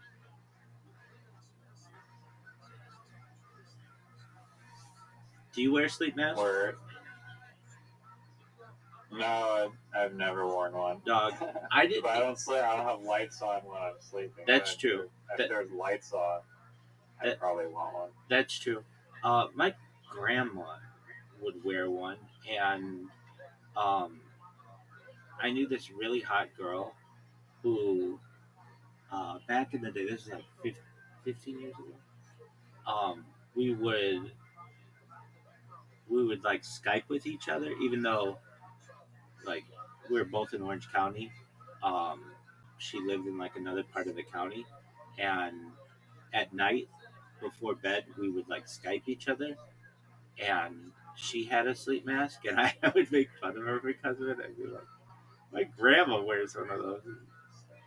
She's like, I didn't realize it, but like you get a much better sleep if you wear a sleep mask because you get more REM sleep, and I didn't really take that seriously until maybe like 5 or 10 years later, and then I would have sleep studies done because I have sleep apnea, and uh, one of the things that the sleep doctor told me is that like it's really important to ensure that you keep your eyes in a dark state if you want to prolong the amount of sleep that you have. So I was like, okay, cool story, dog.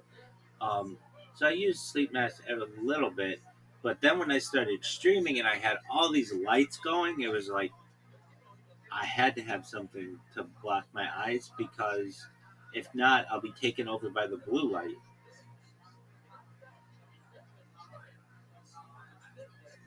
Yeah, mandatory shield. Mandatory shield is right. All right, my friend. Speaking of sleep and sleep masks, it's about that time. It's 11:57. All right. What's on the agenda for tomorrow? Was that SNL documentary any good? Did No. you actually watch? I did. It? It was fine, but it wasn't anything to write home about. It was okay.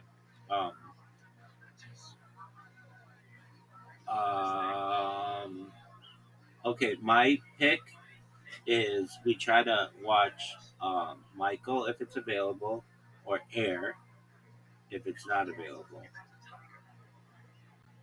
All right. Sounds good. Excellent. Sweet dreams, big dog. Take care, friend. Silence on the plane is the best option. Silence on the plane is the best option. I'm in agreement with you. Have everybody do what they want to do, but listen to a Walkman or an iPod or an iPhone or whatever. Like back in the day, it was a Walkman, then an iPod, then an iPhone. Definitely. All right. Peace. Take care. Peace.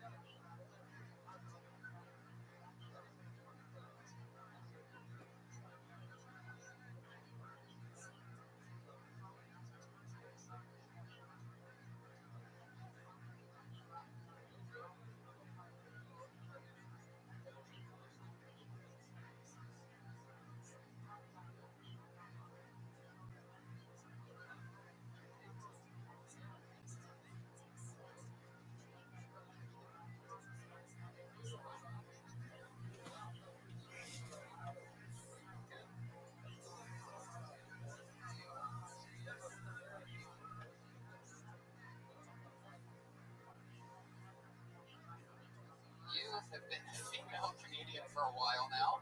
For almost half of it, yeah. Now, what do you think about the fact that she has written and performed a minute? I think I'm in awe of it, and I think, like, joke is good. I really like the punchline of her that her felt her breath of her laugh, because it's so specific, and it just felt, you just told it like you were amused yourself, and you just said it, and you didn't seem nervous or outside of yourself, you know, and that's just so impressive. It just happened, and you're always thinking about it. That's 60% of it is just always thinking about it.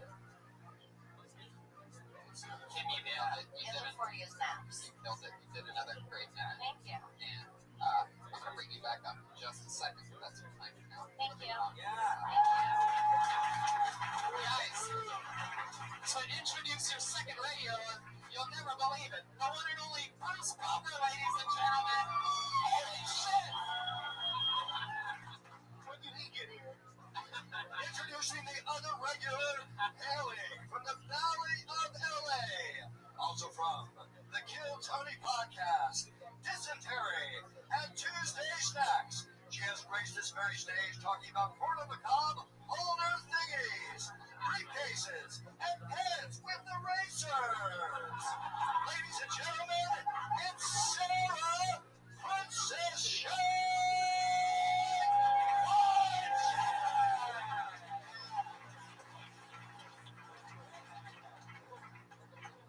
Wow. Just wasn't expecting such a grand intro, but you know, we adjust. I have problems with people who think it's okay to leave the house while carrying binoculars. I think it's an incredibly bold choice. Why are you carrying binoculars? The only thing worse than carrying binoculars is having a friend hanging out with you that's carrying binoculars. Because then you have to tell them, dude, can you just leave the binoculars? There's no pure reason for someone to be carrying binoculars. An excuse that someone might use would be, oh, I'm a bird watcher. And what they really mean is that they're a pervert. I would much rather be a pervert than a bird watcher. Alright, that's it. There you go. Who have you been hanging out with that has some binoculars? Well, I went to a Sheryl Crow concert and I'm sitting.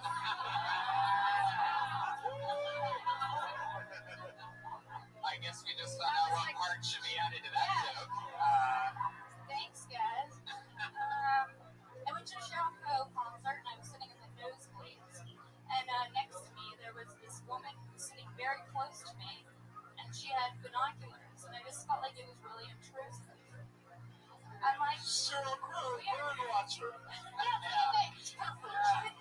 it would make more sense. It's like, okay, if you're a huge fan of something, you can't afford good seats, like sell your binoculars so that you can go. That's great. It should be added to Sheryl Crow. Binoculars is such a funny word to say 6 times in 1 minute. Well, that's the thing, is it starts out being like a quirky joke, and then it goes, and then the next step it's like, oh, that was a little bit, are you done with that?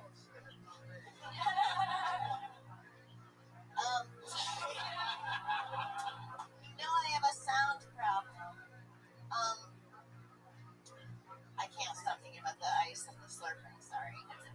Oh, and then it's like, kind of goes to a, you go, oh, that was a little predictable, and then it takes a corner where it's like, oh, this isn't a joke about saying binoculars, and then it's really fun. It's something that, like, wins you and then loses you and wins you back kind of joke, which I love. Yeah, that's sort of like an interesting thing. I've heard one tone regularly. She sort of covers these small subjects and gets into it. Because it says something about her, or things that, like the root of it might be like, who should have binoculars? But it's like, that is kind of a funny, like, bully mentality when I think of a funny way. Oh, I like just learn, like, shit binoculars.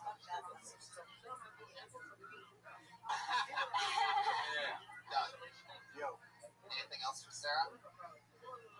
She's done a great job all this time. It's amazing. Always with the small subjects, but for a whole minute. Point of view. Very important. So fun. It's been an incredible 2 years of Kim and Sarah Weinstein. Kim, come back up here. I have a special gift for you two. These are the 2 lineups from the original room for tonight. And for every single Monday after this, they are the 2 newest regulars on the Friends and Family list, getting a set in the original room every single week from here on out. And you two can take those. Yeah. Pretty much pound for pound the hardest lineup to get on in the entire world. And they just did it. It's been so much fun watching you two go from people that just said and ooh and ah and look down at the bottom of the stage to killing every single week. So thank you so much, and thank you for everything. You guys have been amazing. Good luck. Have fun. That's Princess Shank and Kimberly Congdon, everybody. And they're on Twitter and Instagram at Princess Shank and Kimberly Congdon. They have been doing brand new minutes, ready to perform them every single week since the beginning of the show. Yeah, get those titty shirts and those binocular shirts available now. So you might be wondering, Tony, you just moved your 2 new regulars on to the bigger, more important show and room every Monday. What happens now? What are you going to do?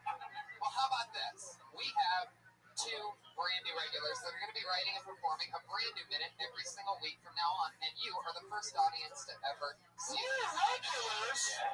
New regulars. I can't believe it. But of course, why would I bring them up when I could just have somebody else do it? How about the one and only Bruce Butler?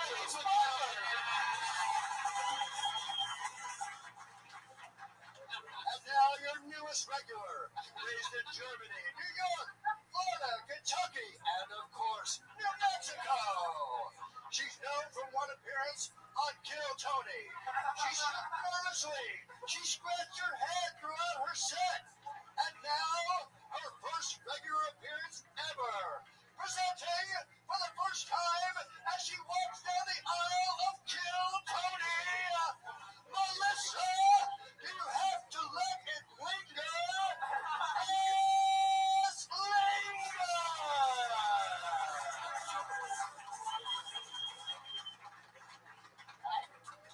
What's up, guys? Still shaking. Hi. All right. So yeah, I used to live in Kentucky, and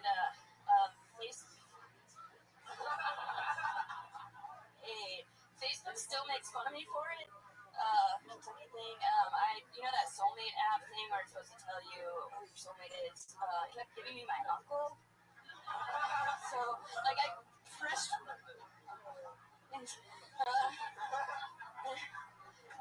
I think LA is kind of like a big sandbox to play in, and you can find a bunch of cool stuff, but like become a lot of plastic cat turds. My mom had a lot of really weird rules when I was growing up, like if you're only making one piece of toast, you have to put it in the right side of the toaster. I didn't listen to her, and like I wish I did, because now like every guy I date just leaves.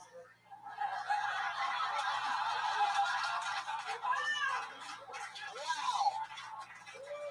The newest regular, Melissa Esslinger. That's the shakiest I've ever seen someone who also still fucking delivers the jokes. It's amazing. That was great. Yeah. It's just mind-blowing to me. It's so exciting to watch. So fun. I remember you've been on the show once before, and you were so shaky and nervous then, yet still so funny. I actually never remember anything about the comedians on the show, joke-wise, but I actually remember the joke that you said that I just think is the funniest thing ever. She said, "I'm so short that when I meet guys, I have to be like, hello, my eyes are down here." And so yeah, when I decided to rotate in a new regular, I figured who could possibly be more fun than somebody that's shaking violently right now? Because who knows what it's going to turn into? Guys, you're meeting Melissa Esslinger for the first time. I've seen her before. I was on a show that she was on earlier. Oh wow! Yeah, so cool. It's good to see her again. It's a great set. I counted maybe there's probably 3 jokes in there. They're all solid. Closing with the best one. Oh my God, they were all good, and that last one's just brilliant, and you can see trembling and shaking, like that can be really hard. But the mistake that people make is that they try to cover it, and you didn't. You were just honest. You know, it's like watching Eminem when he first would just like came out in rap battles and shit on himself, and it's not in a self-deprecating way. In a just this is honest in the moment. I'm not gonna lie, and it makes it instead of like uncomfortable, it's exciting. Because we're on a ride with her. Totally. Sort of rooting. You're just shaking with like excitement and terror, and but it's like you can tell you love it and you're good at it. So it's exciting. And next week she won't have to do it in front of like somebody she idolizes, because usually there's just a bunch of dumb dicks on the show. You're just assuming that I'm a little girl and I'm broke. Yeah, this shaky thing's good for you, though. I could see you like getting a part in like Parkinson's recreation or something. Oh, that is so clever! I thought of it in 46 seconds. 46. You can start your own night over at Shaky's Pizza. But also, just so you know, it's like it's great because it's just your truth in the moment. But if you start getting like not scared anymore, then just you don't have to manufacture that. That would be a mistake. Right. Just be whatever is real. You're good. You're really good. Have you been going up at all since your last appearance? Yeah. Where you been getting up at? There's no kind of fence. I do like 2 to 3 a week. Do you have a car? Yeah. I work like 12 hours a week. Well, every Friday now, becoming a new Tony girl, you can do. Yeah, I know. I Every really. week. Yeah, Oh, wait, what? Yeah. Oh, awesome. Really? Get up every time you can because you're going to be great. That's Yeah. awesome. Do spots every night, even though you're exhausted from work. Yeah. Melissa Esslinger, everybody.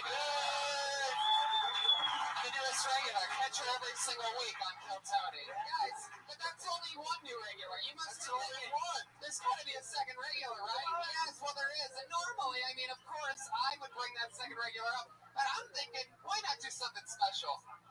Why don't we have the voice of the UFC, Bruce Buffer, bring her up?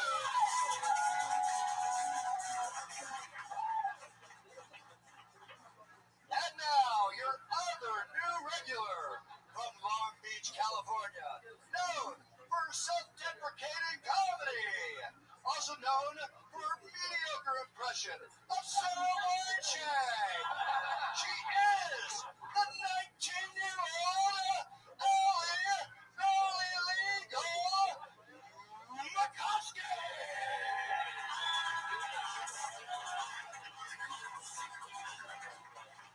Hell yeah. Hey, something scary happened to me the other day. I was in Santa Monica. I'm not trying to brag. I'm sure you guys have all been there. But I was there, and there were helicopters flying around the place that I was staying, and it was terrifying. I turned on the news, and they thought that there's a guy on the loose. They thought he was a sniper. Turns out he was just a good old gunman. Just a good old gunman. And it was terrifying, but they found him the next day. And there's a picture of him getting arrested, and he's in handcuffs. But he's wearing board shorts and sandals, like the chillest shooter ever. But I was wondering, I was like, board shorts, sandals, did his fedora fall off when he was running from the cops? Like, what's that guy's getaway car, a longboard? How you doing on time? My hands are really sore today. I don't know why. I think it's just from like all the lives that I've touched. There you go. Allie McCoskey. The newest regular, and she's also 19 years old. Yeah. Yeah, you have good tits for a 19-year-old. Thank you. Jesus Christ. Jesus. That's actually Sarah or shirt. That's cool. That is so awesome. I know. I keep touching them, and I'm like, oh, they're not there. And you know what? Like, there's a second where I was thinking, like, well, that shirt's distracting, but who cares? It's so great because if you keep wearing it, it won't be anymore, and it won't be in a different place in our world. Now, Yep. making a movement. I love that. Yeah. I was just thinking that your boobs and your head are cold. These guys and the way they use words, it's amazing. That was great. That was, I dare say, if I may, most professional 1 minute I've seen on this show. Wow. Yeah. Wow. On Allie Mikowski's this is the first time you've seen First time, yeah. And she killed it like There are a lot of good ones too, but Yeah. but it's You just like her kids so much, you're confused right now. That's not what I'm totally about. But and even like when she looked at her watch, it was like it was just really it was a standard comedian thing. Like, how much time do I have? Yeah. Oh shit. But she every other comic that's ever done this show would go ahead and bail with 10 seconds left. Right. And then she said a hilarious joke. Yeah. Which is very exciting. That's true. And you could see her making the choice, and it was very like real comic-ish. You just lick your hand and wipe yourself. There is definitely a set list on Oh, the that's what you were looking at. So it wasn't the time, which is interesting But because I have done that before, and it's funny because it does look like I'm looking at my watch, like, Sure. let's wrap this thing up, you know? that's amazing. And what I also think is cool is the fact that you and Melissa are both like really looking on the set list for this minute because what's going to end up happening, and maybe you can use that devisively or as a thing, and you'll always be working on something new. But I feel like your memory of what you want to talk about will get better. Yeah, it was just kind of for this one, because I was like, really got to bring the heat. Hell yeah. I'm excited about this, too. I mean, this is really It really is. I really got to bring the heat in my meaning. Yeah, I especially think it's awesome, Allie, that you left your job as the spokesman for Wendy's to take up this opportunity. We both wear it every time. You wear those every week for us? No. Guys, Could you shake a little bit? Nothing. Yeah. Alright. What? Alright, everybody. 19. No, not. I meant because the last girl was shaking. Trembling. It wasn't like asking a 19-year-old to shake her tits for me. Yeah.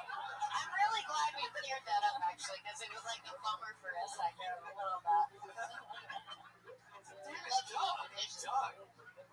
Wasn't sure. Guys, we just met Allie Mikowski. Yay, Allie!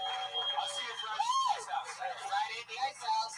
Catch Allie Mikowski and Melissa Esslinger. You can follow them on Twitter and Instagram at Allie Mikowski and Melissa Esslinger or something like that, right? Guys, Ryan J. Ebel drew this episode. Ryan J., let's see what happened. He drew the fucking episode. Look at this. Guys, there it is. Unbelievable.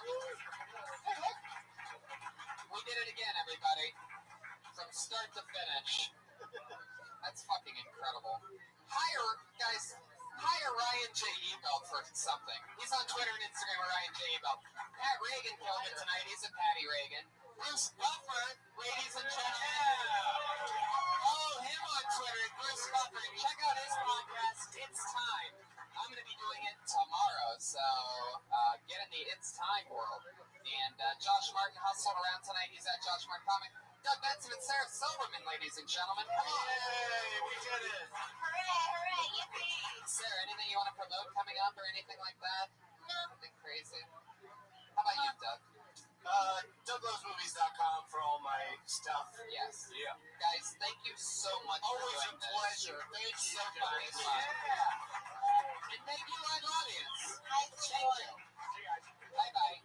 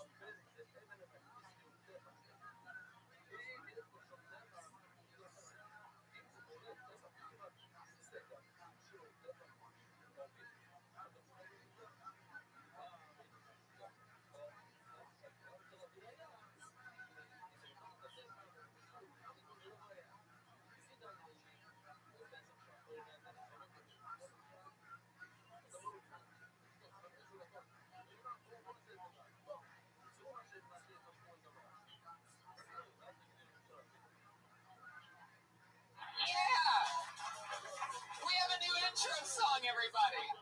It's been like 9 months since we've had a new intro song. Wow, I didn't even know when to come in right then. Hi, everybody. Happy Monday, everyone. Welcome to Kill Tony. Make some noise, live audience. It's a real live show. Hello to the many, many viewers live on Ustream right now and on Periscope and so many other great things. Guys, make some noise for Pat Reagan, everybody. He's the band leader here at Kill Tony. Truly evolved and established musician. Having some fun shows the past couple months that we've been with us. Tony or other On all shows, all of the above. It's been a lot of fun having you be part of the thing. It's been a roller coaster. How are things? Things are good, baby. Last week we had Sarah Silverman and Doug Benson. And we had a lot of fun. I corroborate that. What? I corroborate that. Yeah, go along with it. Pat Reagan, everybody. We had so much fun last week. We saw the evolution of the show. So fun. Guys, Kill Tony, Volume 3. This is the first episode with new regulars and a new intro song. Are you guys excited to be part of history or what? It's happening. Still, even on a night without an open mic, over 40 comedians signed up with a chance to do 60 seconds on this stage and talk to us, and anything can happen. We always have, well, let's talk about dates coming up, shall we? We forgot to do that last week. Yeah, we're going to be in Arizona next month. What is September Arizona, September 17th. 17th? Toronto, the end of September. Yeah, in Ohio, about to be announced Thanksgiving weekend. So we're going to be home with the bands. Yes. And other great things. So stay close to all the tour dates.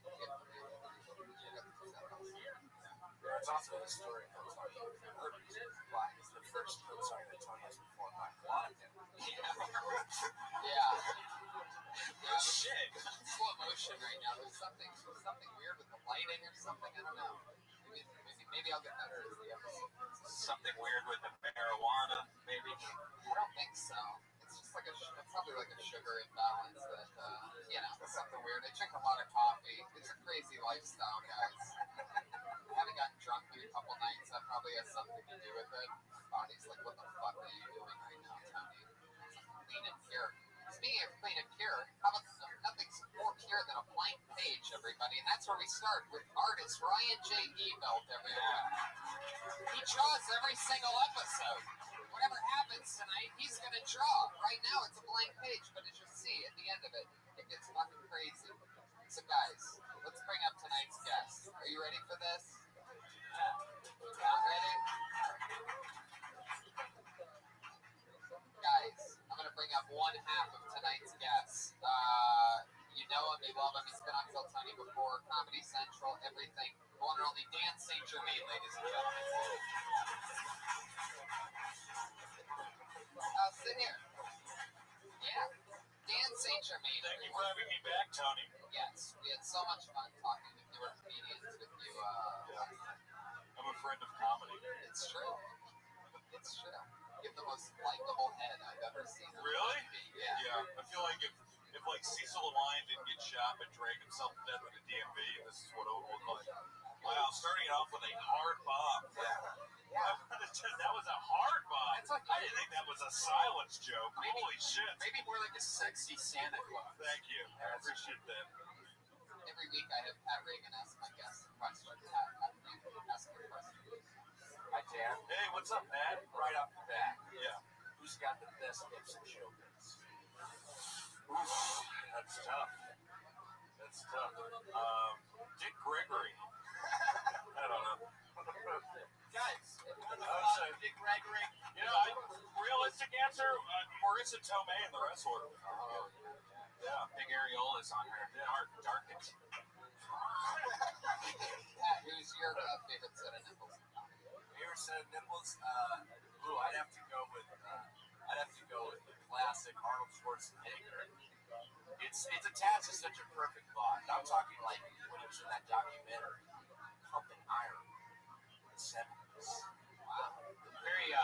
classic comedy. Wow. Pat Reagan from 3-point range, going with the deep Schwarzenegger reference that nobody can get. I should watch that movie. I love it. And very well known for being a comedian. Also. This is the part of the show where I wonder if I stall to wait for our guests, our other guests, or I think I should just roll with it. Josh Martin, what do you think? Not here. Somebody do a Josh Martin impersonation with an answer.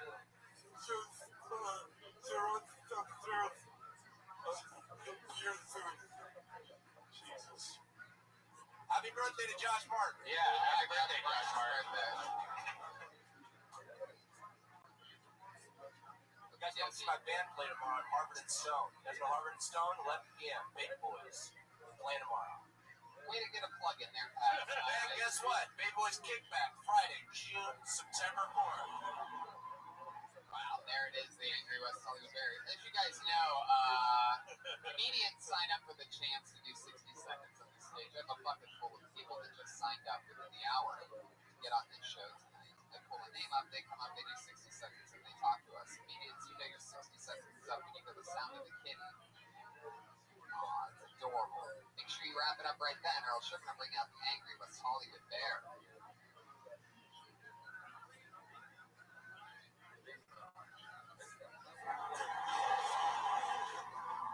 Wow. You gotta figure out a way to get that bear's timing a little bit better. Wow, that was not a dramatic pause. That was Pat Reagan time. Why do you always defend the bear like you're in charge of it or I something? get him. I understand. Josh Martin, are you around anywhere? And it's the funniest thing. Like, the whole joke on Josh is how bad he is, but now he's not even around. Oh, hey, there he is. Oh, very good. Hell of a crowd. It's Josh Martin, everybody. Takes care of everything. Wrangles the guests, gets us drunk. Fuck. I could recommend a great TV show. Oh, yeah? Yeah. Is it on NBC? No, it's on Hulu. Oh. Celebrity Wife Swap with Corey Feldman. Oh, God. When you started tweet brand, you really go for it. And somehow, like, I actually know what you're talking about just from reading your tweets last night. It is You tried to bury this poor guy's career. It is one of the most shocking, horrific things you'll ever see. To the point where I want to support Tommy Davidson. So go see Tommy Davidson live because he took his angels into the house with his family. And man, that dude is like, wow, check it out. What does Corey Feldman do? Well, Corey Feldman has like this big thing where he has these girls that are like hypnotized under his control, and like he makes them do certain things, and it's very like kidnappery. What's that? What's Stockholm. What does he do to them? like the same shit that Michael Jackson probably did to him. What the Really? fuck? From behind. So it makes him have a good time? Yeah. Shows the magic? It's just please watch it. And get Let's back to play me. with his monkey. Let's him play with his monkey. Say the second time. Does Corey Feldman have a monkey? Yeah, with one really long pubic hair that goes down his leg. Yeah, he calls it monkey. He's like, this is my monkey. They're like, that's a pube. He's like, I'm my monkey. Well, you know, that might be the show that you want to watch. That's on Hulu. Celebrity Wife Swap season what? It's just the latest episode came out 2 days ago. But I'll tell you what show I want to watch, and that's NBC has a brand new show coming out on. Oh, hey everybody, it's Gerard Carmichael from the Carmichael Show on NBC this Wednesday at 9 p.m. You smell Wednesday at really 9. good. Yeah. I love it. Welcome. I know you just did Conan today, Mark Maron today, and now he's doing Kill Tony. Getting that Kill Tony podcast. I know real buzz. He comes after a long show business day like that. He comes right back to the roots, the belly room of the comedy store. Let's judge me. All right. You've gone through a long day of getting judged yourself, so it's time to let it rip on. Yeah, I got a lot built up right now. Every week, Pat Reagan asks the guests a question. So he already asked Dan. Fire up with Gerard. What do you got for Gerard? All right, Gerard. So I imagine if we were recording a TV show, what are your shitty parts about it? Shitty parts about it?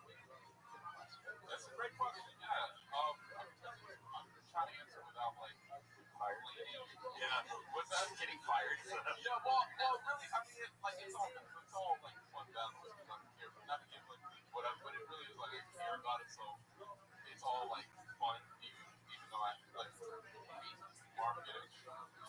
Like, so it's like that's like the shittiest part, but like the whole marketing is like real problem. So I don't want to blame this. I'll say marketing. Yeah, marketing. Speaking of marketing, you can catch the Carmichael Show Wednesdays at 9 p.m. Which is, here's the thing, so much better than NBC marketing. Right. Our friend Tiffany Haddish is on the show, and a lot of our friends are involved with the show. Willie Hunter. Yeah, absolutely. They're great. That's the best part. It's like to work with friends, and Tiffany's really great. So that's the best part. Rod and I used to wait in hours and hours in lines at open mics, waiting for each other, doing the entire grind. Yeah. 7, 8, 9. Yeah. And to see, I mean, look, you have your own show on NBC Wednesdays at 9. I have a podcast that gets 55 people to show up every Monday. I just love that we are. It's all love. People love you. That's the beautiful thing. Well, let's get to it. You guys both made it. And Dan St. Germain, everybody. Yeah. I'll be selling my plasma after the show. So that's where I'm at. Guys, so let's get into it. The bucket is filled with names, and you remember, guys, they get 60 seconds uninterrupted, and then we get to talk to them about whatever we want in the entire world. Guys, are you ready for Kill Tony? Volume 3. The first comedian of Volume 3 of Kill Tony goes by the name of Vince Royale.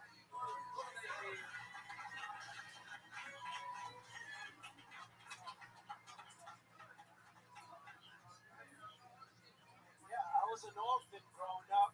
I had to learn about the birds and the bees, the older kids. It was awkward. When I was 7, my boy John came by with a dirty movie. He's like, watch this, bitch. This is how babies are made. 10 guys? I don't want to make babies with my friends. That changes when you get older, though. It's your play. Yeah, my dad left when I was 10, and I can never forget the words he said to me as he was leaving. I was standing by the door. He looked me in the eyes. He said, "Excuse me."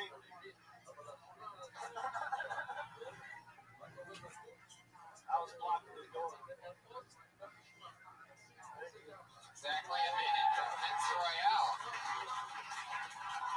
Fuck yeah, Vince. This is your first time on the show, right? Well, it's probably even on stand-up. Wow, where are you from? Jersey City. Where? Jersey City. I'm living in Old. How long you been in Long Beach? 2 years. Fuck yeah. Stop. What do you do for work? I do clinical studies. I'm a You sell plasma. You meaning you are actually a patient, you do different clinical studies, or you're a doctor? no, I'm a I patient. don't think he's the doctor, Brian. Well, I mean, It's very flexible. I do clinical studies basically because it raise up my time. They give you thousands of dollars to basically test drugs that are not FDA approved. yeah, our friend Yoshi Aoyashi does it, but he acts like he has things he does on like high blood pressure and AIDS and stuff. So do you fake your illnesses? Do you have any idea where you're right now? I changed my diet to develop gout. So I can qualify for a study. I will say this. Yeah. Really? You talk about us just like don't see you. I did a weight loss study once, You did? and I should say something. I had a friend who made sure I got the placebo that worked this for me because I was afraid it was going to be more hard rate up. But yeah, they're right. You get thousands of dollars. Do you remember how much you got paid for that? I got paid $1,600. What a great gig. $1,600, which Yeah. is almost rent. And the last one I did, I got paid $8,500. I told them that's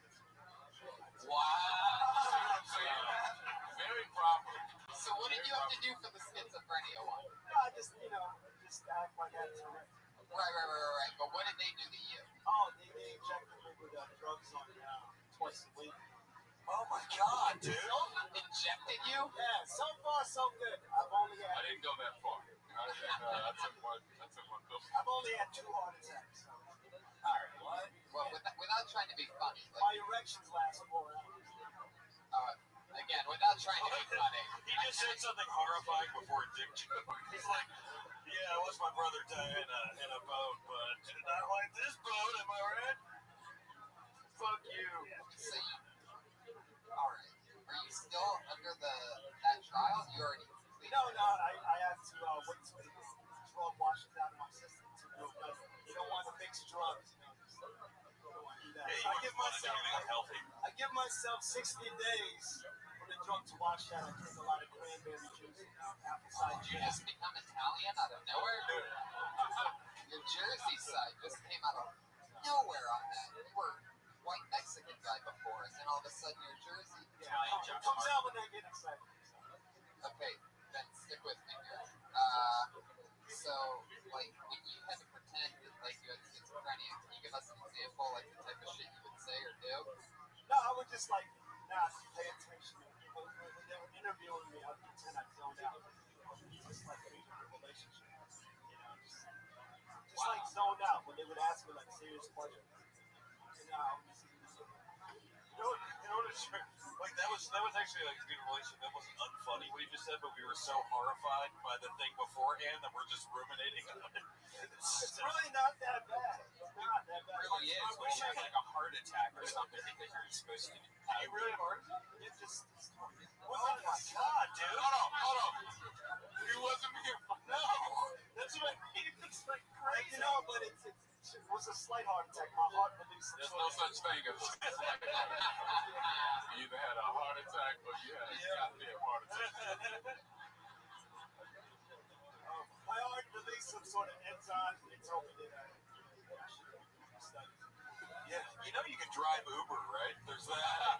There's a Lyft. I have a DUI. Wow. Holy shit! Now is that a study? You did? No, that was See, when you're getting injected with anti-schizophrenia medicine, you also drink. Like, no, you don't do that. You can't drink while you're in the study. They actually forbid you. They do a drug test, urine test. They have to make sure you're a healthy volunteer. You're a sticker. Yeah. how long? No. How long did you have to take the medicine for? How many weeks? There's different studies. I've done as long as 30 days, but that one pays you about $15,000. So, but that's Yeah, okay. you know what's funny? It's just how it started, and people were just like, poor guy. We gotta do Exactly. trials to make money, and then slowly it's being revealed that you make more money than all. Because the number is going up. I did one for $8,000, then I did one for $35,000. That was a whole Tuesday. Or he's got a tail now.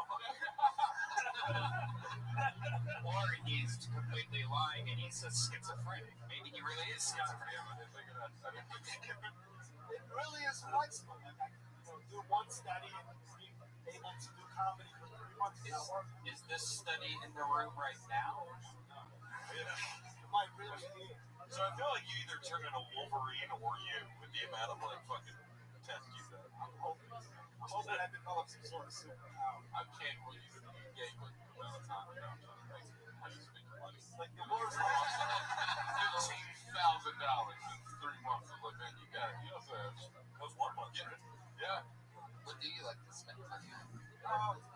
I just The real medicine to treat this shit that he's putting in his body. It all goes back to shit that's going in his body. I video games. I fucking this cool. The cool thing about being in the clinical studies, they have Wi-Fi. I'm gonna say surprise. So I can bring my PS4 to the facility. So it's not like I bored you. So you can't leave the facility, but I can bring the Listen, man, I bring books, my PS4. You're not allowed to see my family. They can put pictures of my family on the wall. But you keep weaving out. Keep weaving in and out of making the this shit sound horrible. Like, it sounds like, oh shit, it's not silver lining. And it's just like, oh, this shit sounded like Auschwitz with PlayStations. It's not that bad. You get visitors and stuff. Was your nurse ratchet? No, my nurses were hot. So that's why. And on top of that, like I get a lot of writing. Two movie scripts. And on top of it, you know, and I find other. There's people there that are bored. So sometimes we just sit folding chairs and I'll start like an open mic. You definitely need to talk about all this on stage and tag it up because that's like crazy as fuck already. It's like page 30 of the script, there's no word dialogue, just pictures of what they're doing. It's my fucking life. Wow. It's fucking crazy, man. It's so tracing his face. That's the third act. I'm sorry. Yeah, no, besides the heart attack before that, I've only had rashes. I slept for 12 hours. That was the only bad side. Wow. Well, congratulations. And I don't even think the rash was from the drug. It could have been like a detergent. Yeah. I still don't believe the drugs had any effect. Other than the heart attack. Yeah, I mean that, yeah. The two heart I attacks. can't debate that. That was different. Did you have to go to the hospital for these heart attacks? Yeah. That's twice. And I didn't want to tell the doctor what I was doing. I didn't want to. You didn't want to reveal a heart attack to a doctor. I didn't want to tell him that I was doing clinical studies. Because then they'd been like, you should stop doing that. And then my family was worried. I don't need to hear that. You mean justifiably so? Because you had a heart attack. You said you're making it sound like they deemed unreasonable. But I know why I had one, because I was mixing clinical ones. I was doing two studies. I think that you're in an abusive relationship with clinical studies. Yeah. It's just like, no. Yeah, I had a heart attack, but that was me, though. The trial asked for a sandwich, I just wasn't fast enough. Is Royale your last name? It's your real last name? No, it's actually Rivera. It's Vince Royale Rivera. I dropped the Rivera because I owe student loan. I didn't want Sally Mae to find me if I ever made it big. Now, the reason why you didn't ask that question is because Royale, I don't think I've ever heard as the last name. That's your middle name? Wow. Were you born after Pulp Fiction? No, before. But if I would definitely legally change it to Royale so I can start a new Royale. Or do a whole bunch of new clinical studies. A new clan of cute royales. Yeah. That's how you do three studies. You use two different last names. Well, Vince, you're definitely the first comedian that's given us an in-depth look at the clinical studies that go on in comedies. So maybe like arms sticking out from the elbows. That's not from the clinical. No. Yeah, you sure? Yeah, that's from injury. Okay. What nationality are It's you? really not that bad. What nationality are you? He used to be Irish, but I'm Vince, it was nice meeting you. There he goes. Vince Royale, everybody. Follow him on Twitter at Vince Royale. There he goes. I think he thinks he's back at his seat already. Fixing the mic stand. But yeah. One more time for Josh Martin, everybody. Everybody drinks. Keeping us all safe. just keeping us all set. Yeah. Josh is keeping us all set. In case anybody charges the stage, Josh is the one that takes care of you. I pulled another name out of the bucket, everybody. The next name that I pulled out is Bruce Gray.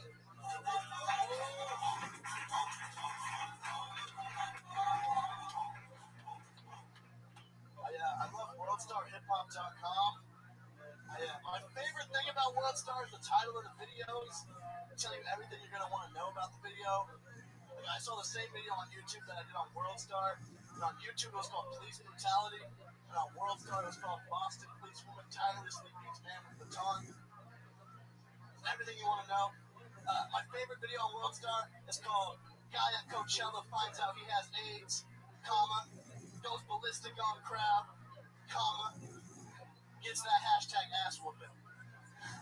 And that's the whole video. Like, it's a guy, he has papers, he's going crazy, he's in an AIDS-induced rage, and then he gets the hashtag ass whooping. Like, I just don't know why he's finding out he has AIDS at Coachella. Like, there's a booth that says free giant corn dogs with positive AIDS tests right this way. That's my time, guys. Fuck yeah. 50 seconds of Bruce Gray. Bruce, have you been on the show before? Last week, right? You got a haircut because of something I said? No, it was my boss actually told me. How long was your hair? It was long. Yeah, it was long because I said you were the funniest 11-year-old lesbian that we've ever had on the show. And I was like, I gotta change my look. This week you come back with a softball cap on. Yeah. Minor league baseball cap. I love it. Fuck yeah. It looks better. Thank you. Yeah. Have I ever told you how much I love you in Bad Grandpa? You and Johnny Knoxville in that movie were incredible. It's really It's good. nothing for my career. If not, go fuck yourself. Really like the jokes, man. I think when you first said the first one, I was like, oh man, you should pick a better, Yeah, I was went right into that. I was high last week, and then I was like, fuck, man, I really didn't expect you to call. So, yeah. There's more to it. Dig into that more. I live in Bakersfield, California. Oh, yeah, I've been there. I live there right now. I drove here to But I mean, like, what were you before? I was born there. Oh, yeah, okay. You know, is Meathead still doing radio over there? Yeah, I think so. I know what. Actually don't know. It's Crab Radio. What? Yeah, I think so. Yeah, I don't think he is. I know what you're talking about. Yeah. I did a steak restaurant. Really? Steak. Real thing. Do you know who the booker was? Francisco Ramos with them, and we rolled down to Bakersfield, and they paid us a steak, but then they said I couldn't get a potato, like a mashed potato, unless I was doing 15 minutes or more. Wow. Yeah. And also, I went to Bakersfield to do less than 15 minutes. So you could just get the steak, no big potato. Just got a steak. They didn't know I was getting the steak, and I was happy to have that. So they feed you one steak. They get one steak. Basically got 3 delicious steak dinner or stand-up. It wasn't delicious, but it was a steak. It was a steak. You know, Getting made steak is a rare treat. yeah, I feel like the joke is all at the end, and like the beginning, I was like, it's a little convoluted, but the guy freaking out about having AIDS stuff, it's great. It's really great. There's something like so mindful there, you know. It's usually longer. I was kind of like,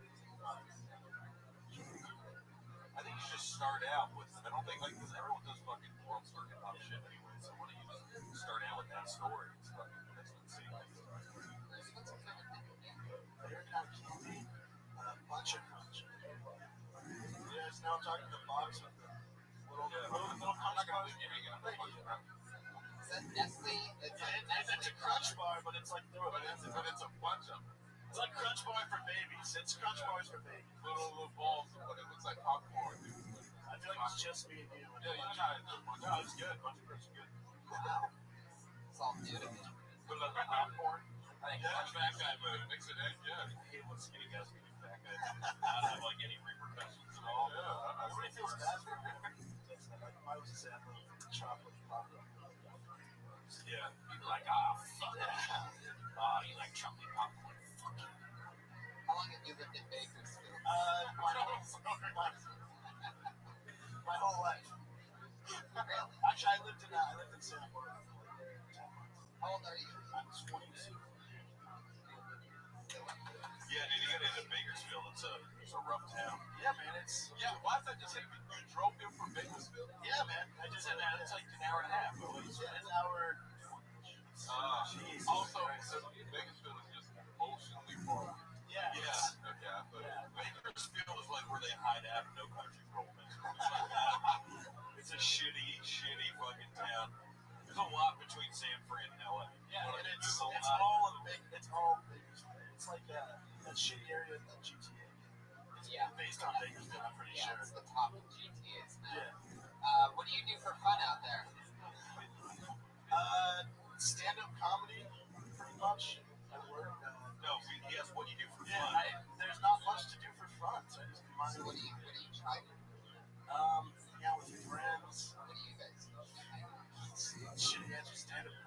Come on. It's a shitty. Trying to think. We all do stand up. What do you do when you're not doing stand up? I tried. I drug test with my hand. Still here. Dead. Yeah, I decided to start the final heart attack. I played golf and I used to play like sports. Golf, Golf really? is long. With the young John Daly. Like, great golf reference. Golf. Do you know who John Daly is? Of course I do. From Ohio. Well, that's Jack Nicklaus. He's sorry. John Daly's an Australian. He's a fat blonde golfer that gets Memorial. He's a true mountain. Trigger? Yeah. Memorial. That's Jack Nicklaus. No, I never. Oh. Bruce, I love that. Picturing you eating bunch of crunch on the golf cart. It was made my night. So much happier. Another great set. Fun times. Good to see you again, Bruce. 2 weeks in a row. Bruce Gray. Changing lives here on Kill Tony. We inspired him to lose the lesbian haircut before his boss even told him that he had to lose the lesbian haircut. Just saying, our advice is dead on. Once we have to lose his lesbian haircut, we'll all be good. I pulled another name out. He goes by the name of Blue Hinkle, everybody. Blue Hinkle.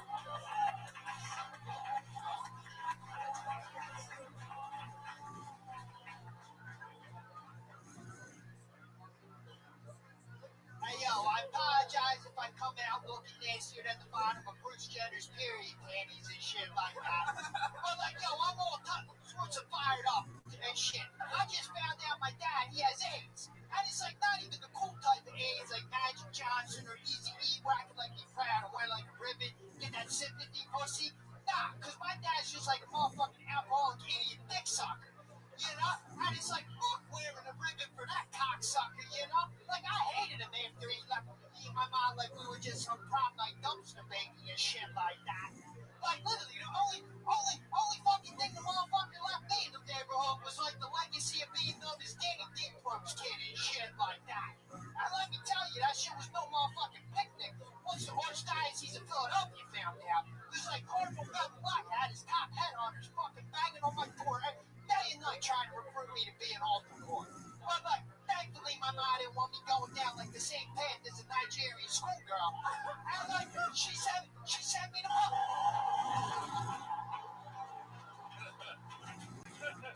I just fell in love with this guy. My new favorite comedian in the world. My new number one favorite comedian. I thought that was a monologue from a Bronx Tale the whole time. Whatever that was, it's my new favorite thing that I've ever seen. You are my new favorite comedian. How does that make you feel? That's amazing. Are you available to be a guest on the show and talk to young comedians next week and like give them advice and like help people out? I don't know how much expertise. Where the fuck did you come from? Yeah, that is the most appropriate question. Yes, let's start there. Obviously, Philly. Right. And I completely disagree with you, Tony. Of course you would. But let's stick on the funny, positive side of the before we get bad cop. Let's not go bad cop too soon, bro. We could go bad cop all day. I'm fucking used to getting. I'm used to fucking strong, you know? All the people out here are smoking in pocket pussies and shit like that. So, like, I have a pocket pussy. It's not that soft. It's okay. It's fine. I get it. I used to flush your head down the toilet in high school, you know? What? Oh, my God. You couldn't have fooled me. I know you did, motherfucker. Nah, because he looks like a Comic-Con motherfucker, you know? Like, Am I the only one? I'm guaranteed I've fucked more pussy this past week than you have. probably, but if you would say you're fucking a comedian. Am I the only one that's currently looking for Robert Smiles? He's like, where's his hand? It's a joke. Okay. But you have a lot of confidence. It's like, I mean, it really is. So did Pol Pot. It's not a good thing, a lot of confidence sometimes. It's like very, like, I mean, immediately had all of our attention. Yeah, I know. Someone got with a gun, like, waving it. You know what I mean? That doesn't mean it's good or funny. Fuck you for that Comic-Con shit. I was gonna be nice, but fuck you. Your dreams, I'm gonna piss all over them. So you really talk like that? You really move your hands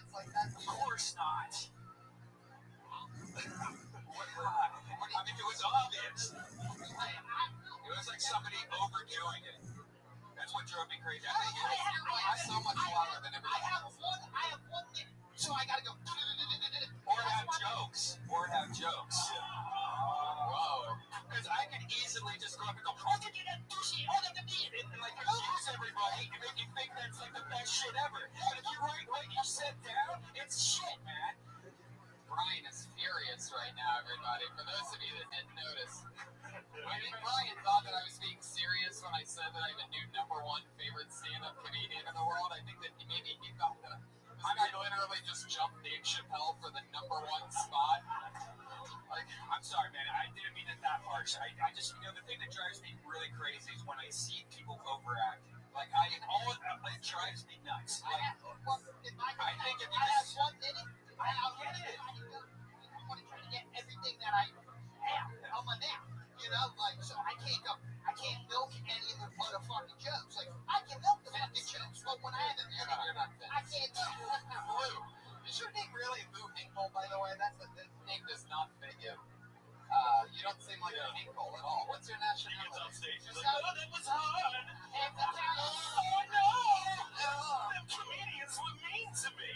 Yeah. I'm scared. I'm going to run my fucking car, It's just, werewolves after me. I love this. How long have you been on stand-up? What's up? How many? Like 10 years. Right. 10 years? Right. 3 years hard. But you hear the noise the audience just made? Lou, how many tours in Afghanistan? None. I was never fucking. How many clinical trials have you done? And you fight at once. Wait a minute, so I come from a long lineage of cum stains, my friends. I just like to wake up in that stains. I just like to think I'm the chunk in the middle of the sock that breaks them all. it looks like you have blood here. Oh no, that's Mad Dog. What's Mad Dog? 2020. Mad Dog again. It's a Henkel mixture. A Henkel mixture? Yeah. He's homeless, everybody. I can sneak the shit into any club, and I can say it's a Gatorade. And that's what I do. Okay. Is that a vegan? 10 years you've been doing stand-up. No. I moved down here like 10 years ago. Then I quit. You quit what? Doing stand-up. Then I moved to New York and I did the shit hard for like the last 3 years. So, but I started like 10 years ago. That was like, And before that, you were at Raging Bull.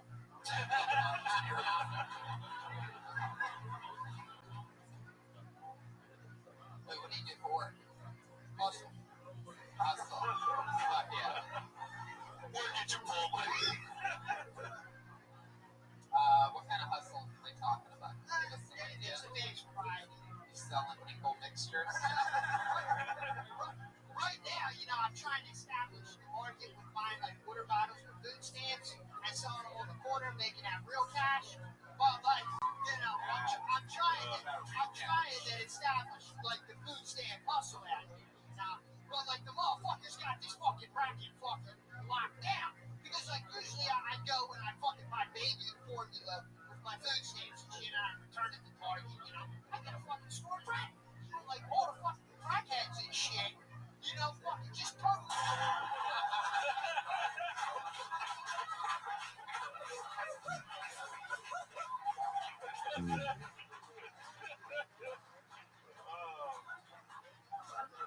Wow.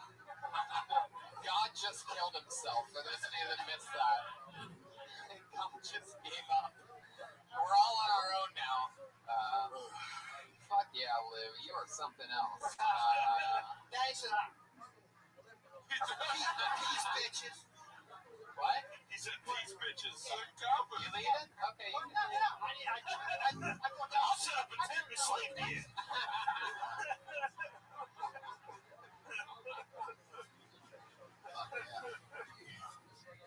Wait, what's your drug of choice? I don't know. I smoke weed. What kind of fucking weed are you smoking? Obviously, I'm fucking crazy enough. If I did drugs, I'd be a fucking crackhead. Already perceived as that shit. So you mean to tell me you outgoingly drink a Mad Dog Gatorade combination and you don't do drugs? No, I'm like a friend and shit like that. But I ain't stupid enough to pay $10 for a fucking drink. So that's bada bing, bada bing. This is really starting to feel like a documentary now. I love it. How was I'm trying to be. Lou, what's your favorite thing to do for fun? You're not doing stand-up. I don't know. I'm just right here. Like all I've done since I've done here is comedy, you know. Maybe if I get a couple minutes, I jerk off. So This is why Scientology is good for some people. You know what I mean? yeah, I think you should get a stress test. Lou, people, it's gonna be a rough trick for you because, like Brian hit a very interesting point, and that's that you are all humans. Like you are hilarious. I don't know, but you're not saying. I know you don't. I know you don't. Your delivery and who you are on stage is unbelievable. If you actually wrote down funny stuff instead of just hitting keywords and letting your things go. Well, if motherfuckers actually gave me more than a minute, I could fucking do that. But, give me. But you know, I want to take that compliment back. But if you notice, I mean, all these people. But if we're still saying in a moment of like criticism, you just actually did exactly what you said in your response to the accusation. You said motherfucker, I got to live. And this audience of filthy enablers laughed at it, thinking that they were doing the right thing. Shame on you guys. Shame on you guys. I have a plethora. You know plethora, but you don't know cadence. Pat Reagan from Cap Lord. We're going to move on. It was nice meeting you, buddy. Lou Hinkle, everyone. There he goes.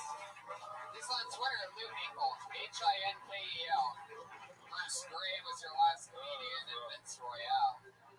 I feel like I need to do some Xanax now after that. I love you, Lou. That was great, buddy. Matrix, a lot of fucking Mad Dog and Gatorade. A whole lot of electrolytes going on right here. I was so sure he was going to say speed when I asked him what his drug of choice was. But nope, just electrolytes. I pulled another name out of the bucket. We know this guy. Very cool dude. Put your hands together for Dennis Wilson, everybody.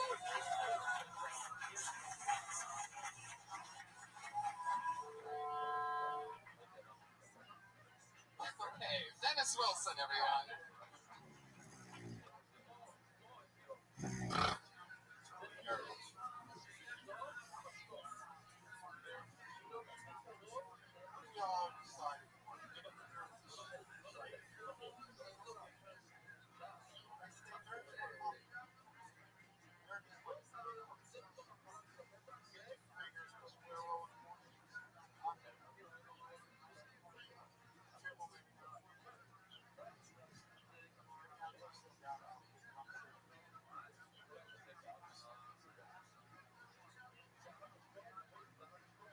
Nerds are like babies. Like I Jared. Everybody knows Jared is a normal guy. Did you see his before pictures? That guy had a lot of time on his face. Nerds are babies. Kids, nerds. Who are they trying to kill? The nerds. They know it's too many nerds. You guys gotta stop. You're gonna fuck up your gene pool.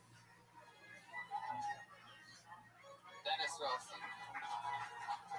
Dennis, you've been on this show a few times. I love your style. That was more of the type of set which I think that is good if you're reading somebody to sleep. Maybe like some really, really rich guys, like I'm gonna pay a professional entertainer. There was a PBS children's show quality. Yeah. It was a very storytelling delivery. But is the marble hat ironic for that bit? That's what I don't understand. Why the fuck? Why would you wear that if you're doing that bit? There's every superhero on your. Into the mic. Dennis, right the mic. Well, you gotta say I like nerds first before, because we don't. I thought it was like a character for a second. There was a Pikachu convention that two gunmen just they arrested these two gunmen going into a Pikachu convention, Pokemon convention with like crazy amount of guns and like 250 rounds of ammunition today. Of what? Ammunition. Ammunition. How does GTA ever I got a little ammunition store?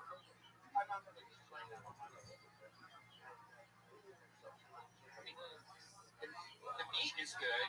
You know, the idea is good. I think you need a little more energy. You need a little of that movement touch. You know what I mean? I think if you and Lou traded, if you wrote for Lou, we might have the perfect comedian on our hands.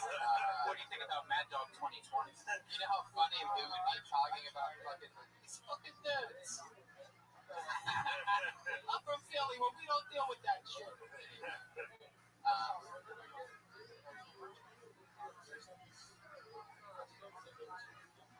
What do you do that's nerdy? Other than keep leaning on the mic stand and having it drop from underneath your arm because it's not tight enough.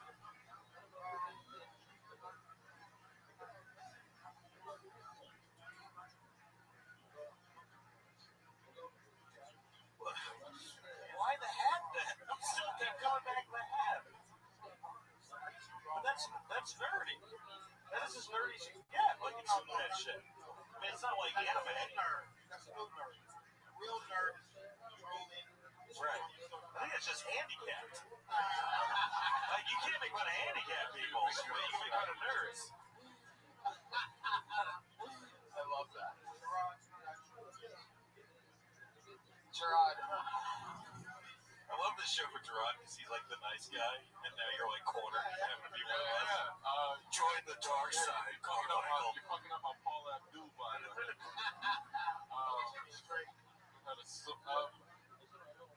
I like you Jordans a lot, man. I think those are really dope. I think you cool. I mean, it was cool, man. It was fun. It was like a fun, you know. You did in your head. You know what I mean? Yeah, it's cool. Is the newer thing in China? But No, I'm not.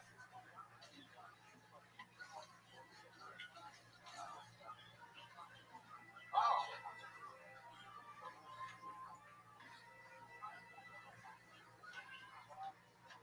Oh shit! I forced that upon you, son of a bitch. I take it back. No, I'm kidding. I mean, last time you were on Kill Tony, you were really, really funny. I think it sounds like something that just needs to be worked out, tagged up, and just listen to yourself and go through it, see what works and what makes sense. Maybe it's too much overkill explaining the nerds, but don't wear that hat ever when you're doing that show. Well, meltdown. Wow, You know. they're scared of you there. Yeah.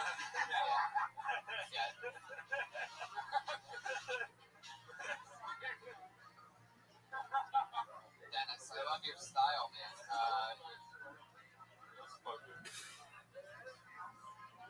Guys, this is our special suicide edition of No Love you, Dennis. Some real rough moments. It really is. Gerard Carmichael, how you doing over there? You hanging in there? It's been a long day, right? Yeah, it's fun, man. I like when you have to ask people. I told you to do that. People make serious life decisions. You had somebody quit their job. I didn't make him do that, okay? He killed on Kill Tony, and he said he wanted to do stand-up full time. I said, go for it, man. You got to chase your dreams. And then he just said he's only done it 4 times since November. I can't control his work ethic after I inspire somebody. But Bakerfield's haircut. Bakerfields? What is this? Did you have a stroke at some point, Bakerfields? Bakerfield's ammunition? I pulled another name out of the bucket. I always love the guys that aren't on Twitter. It's always a different type of person. Always special. Put your hands together. By the way, Dennis Wilson is TJ Sunset Boulevard. Tom Howard, everybody. Tom Howard.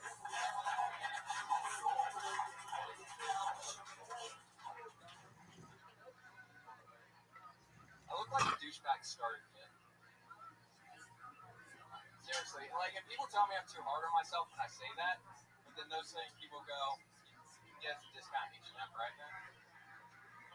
The worst part is, I can't defend myself. I weigh 140 pounds. There are 13-year-olds playing Little League with more muscle definition than me. No joke. I was in a Target. I rounded the corner. A 16-year-old girl shoulder checked me. My knees buckled. Like, my friends come find me, like, Tom, you okay? I'm like, man, she's got a fucking bodybuilder walking around? Jesus. I worked on the end of that. So, I had sex recently. Yeah, about 1 week. Not the numerical value. 1 week is long, released by Bare Naked Ladies. I struggle with alcoholism. I don't drink. It's just difficult with me to spell. Yeah. Howard, what's up? Fuck yeah. I want to get the 1 week joke because what was the it's man? Listen, she looked at me. I know the song. What was the job? I just missed it. It was me behind. What was it? I just want to know the joke. The joke is, I know it's been 1 week of sex. It's been 1 week since I've had sex. Now 1 week is the time. 1 week is song. Okay. Does that totally make sense? I still don't, yeah. So you're trying to say, like, I think what you're trying to do, and I just hope you phrase it right, is that, like I fucked so long, it's a week, but it's actually the amount of time that Bare Naked Ladies plays? Is that what you're trying to say? Because that's the only way. I mean, it's still not good. I'm just wondering, you know, like, Wait, you know what I mean? I haven't had sex In a week. since 1 week. Yeah. Not the amount of time the Bare Naked Ladies song. Yeah, the Bare Naked Ladies song. Yeah. Since 1 week. Yeah, since that play. Yeah. I thought, okay, It's that's confusing. But hey, how old are you? I'm 24. Jeez. So then you were raped. I'm trying to understand the logic and the time sequence of this. It would make sense if you were like a 40-year-old comic. You know what I mean? It's just when you're 24, it's like. Right. Plus, I don't know if I necessarily believe. I know you're nervous because how long have you been doing comedy? October. Yeah, I get. Oh, because you do like the thing, like the nerve, and it's fine. I mean, I still do it if I'm like in a situation where I'm really nervous, with the face. Involuntarily starts to twitch and stuff. But no, it's fine. It's totally fine. So it's like you're just gonna figure it. Like anything that we say, if you want me to do in October, like fucking take it with a grain of salt. You don't even know your voice yet. You know what I mean? Like we'll just fuck you up. I think. You know, because you're that young into it. Yeah, get rid of the twitch. Just put Bengay on your cheeks. It numbs your cheeks. Are you from Canada? No. Remember? Your joke about the Target, how you went around a corner and a little girl checked you, which is funny, but you should probably go younger. And you said you needed, like, what you use, like 15 or something? 12? 16. Yeah, why go 16 when you can say like a 7-year-old came around the corner, checked you, and then you're like, did you see that bodybuilder? And you're like, yeah, she's over there looking at Play-Doh or something like that. You know, you should make it younger. It's funnier because, I mean, a 16-year-old or 15-year-old can really body check most people in here if they were bigger, but a 7-year-old, that's a little ridiculous. I don't know. Also, it's like with that douchebag star kid, that's like a good first line to get into something. But it's like when I think of comic book thing, it's like a shirt. I don't think of a douchebag. Like, yeah, you know, it's a little. I just, you know what I mean? It's just distracting. You know, as far as like what, like, cause I'm like, what does that mean? I don't understand. Well, yeah, it's a joke I came up with, like, fresh out of my frat. So right. Yeah. So I just, you don't look like that. I got a bone to stick with that douchebag starter kid.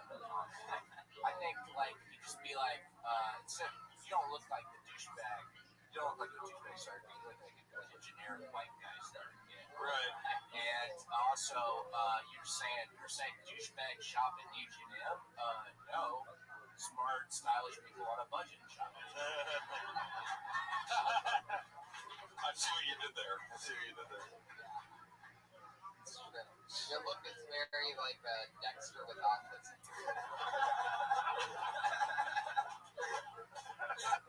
Has anybody ever told you that before? I do get Dexter. They leave out the autism part. Typically, I mean, When your left eye twitches like that, what does that mean? It's a nerve issue, right? It's a nervous thing. Lack of sleep sometimes also. I'm also pretty dehydrated. Yeah, dehydration. Dehydrated? I know somebody who has Gatorade and Mad Dog in their back of the I was at 3. I was at my work 3. Where you work? Home Depot. Oh wow. Oh wow. So yeah, that's like real work. You know exactly where a Dexter type would work. Yeah. You get a discount on fertilizer, rope, barrels, chemicals, wood. Actually, can you get a discount for us? No. You get a discount on tarp.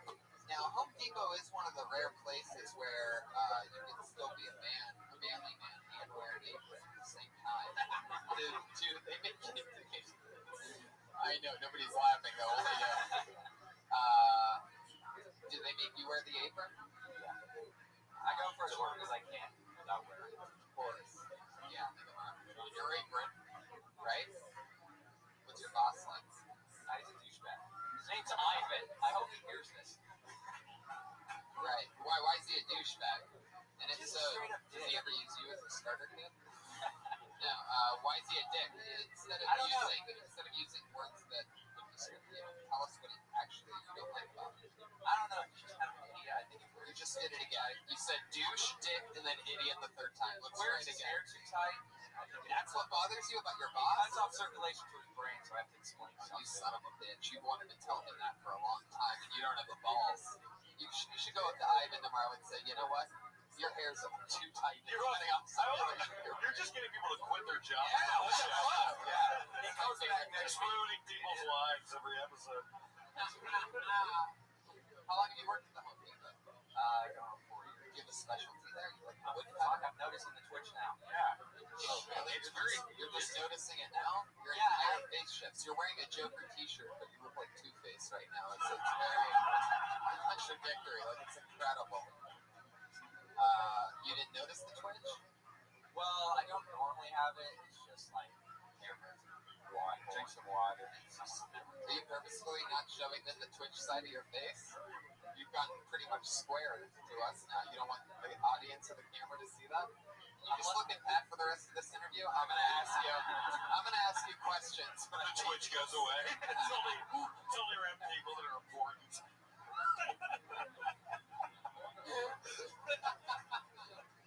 Alright, Pat, slowly snap. Now, is he still twitching? Your cheek is twitching. Your eye is twitching.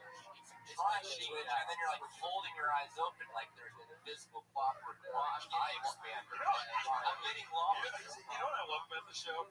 Like, if somebody was about to get into stand-up, they're like, it's not as bad and horrifying as you say when cut to somebody Aimlets in on stage where we're all like, Twitch for us! Twitch, you fucking freak! You know? This is the worst job in the world. This is what you had to do to start. This is what Carrie went through before she killed everybody in her school.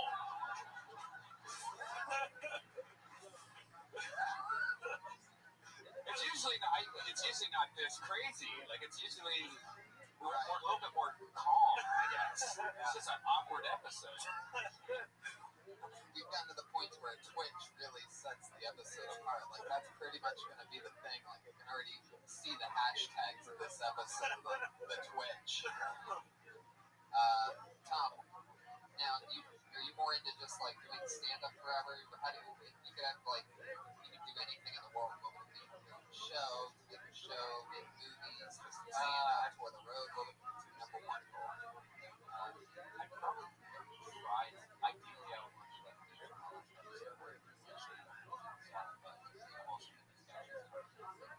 that's one episode, just one. You mean do like sketches? You can't do stand up in between sketches. Yes. Yeah, that's never gonna happen. I know. That's not really. That's the noise that I. That's not true. I believe it. Do you bind it all? Do you bind? Sorry. I just imagine him like a star and then just fucking glitch you out. It's from Jesus, Tom, just relax, all right? I thought you were gonna be the only one that didn't kill himself. I don't want it to go that way. Mine. I just like I like.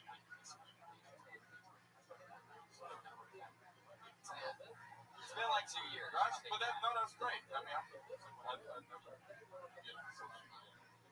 Yeah, you don't like social media, but you definitely love Twitch. Really? You guys are making weird noises. It's like some kind of fucking circus. This entire podcast is a scene from Magnolia. That's what it feels like. Start finding and Instagramming your job at Home Depot, and then in a couple months, use Tony's advice and quit on Vine or into social media, and that'll blow your career up so you can start getting more stage time and get into comedy. You know, that's the weirdest advice I've ever heard.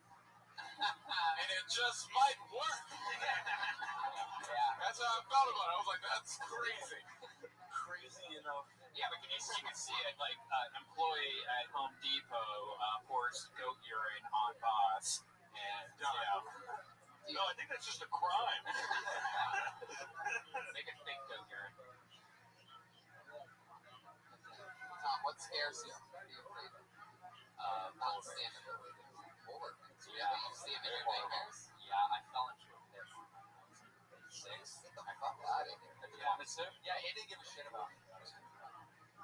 Wow, you fell into a polar bear Really? pit? Yeah. Did Jack Hannah save you? Dude, how did that happen? Did you just climb over and felt like it was your bouncer, or is your dad just like, fuck it? Like, what happened? It was a school film. I don't think my parents. She not gonna tell him about that. I was in there for like 30 seconds. She noticed. Jesus. I mean, it's the dumbest question, but it sounds like it's pretty cold. It's pretty cold in the cold. No, it was like 90 degrees in August. They just have them outside? Yes, happened outside. You were They got really depressing, like, mirror of what Superman looks like. And the thing is just like stares at it all day. Oh, so you didn't get eaten because those bears didn't have the strength. Yeah. They just couldn't. Those bears gave up. They gave up. There's a kid in there. It's like, are you gonna get up and get the kid? It's so true. They do have like this huge mural of like snow and stuff. You should do shit about that. That's hilarious. It's falling into a polar bear. No one does that. And you find actually falling into a polar bear? Yeah, no, I don't know. Yeah. And if you pour goat urine on the polar bear, That would be good for your throat. Pouring goat urine on a polar bear. That's pretty much the age that we live in. That's big time comedy content. You could be an overnight celebrity. That's what the Fat Jew says. Fat Jew's just like throw some goat urine on somebody, find it, steal that shit, get your hair That's the kind of a preaching little Jew. fucking mode. Is he okay? Top. That is not the place of the horse of truth, but Tom, I'm gonna let you go. Tom Howard, everybody. There he goes. Anthony Jeselnik, mannequin hybrid. Tom Howard. Guys, we're gonna make our slow descent into the regular part of our show where every week we have every week okay, one more. Just have a girl, get a girl. Get two girls coming up. Pull the name out of the bucket and it's Tim Greer, everybody. Tim Greer.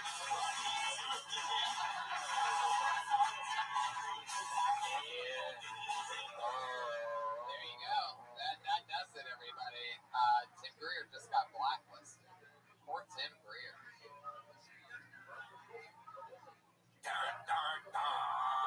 Okay, Tim missed his spot, so he doesn't get to go in the bucket. That's rough. That noise means everybody. So now we're going to move on to the part of our show with our regulars. Okay, one more. You guys are a bad influence. Bad influence. I'm going to have to rush the last part of the show. And you got what you wanted, Brian. Here, it's going to from Misha Shrubs. No, you.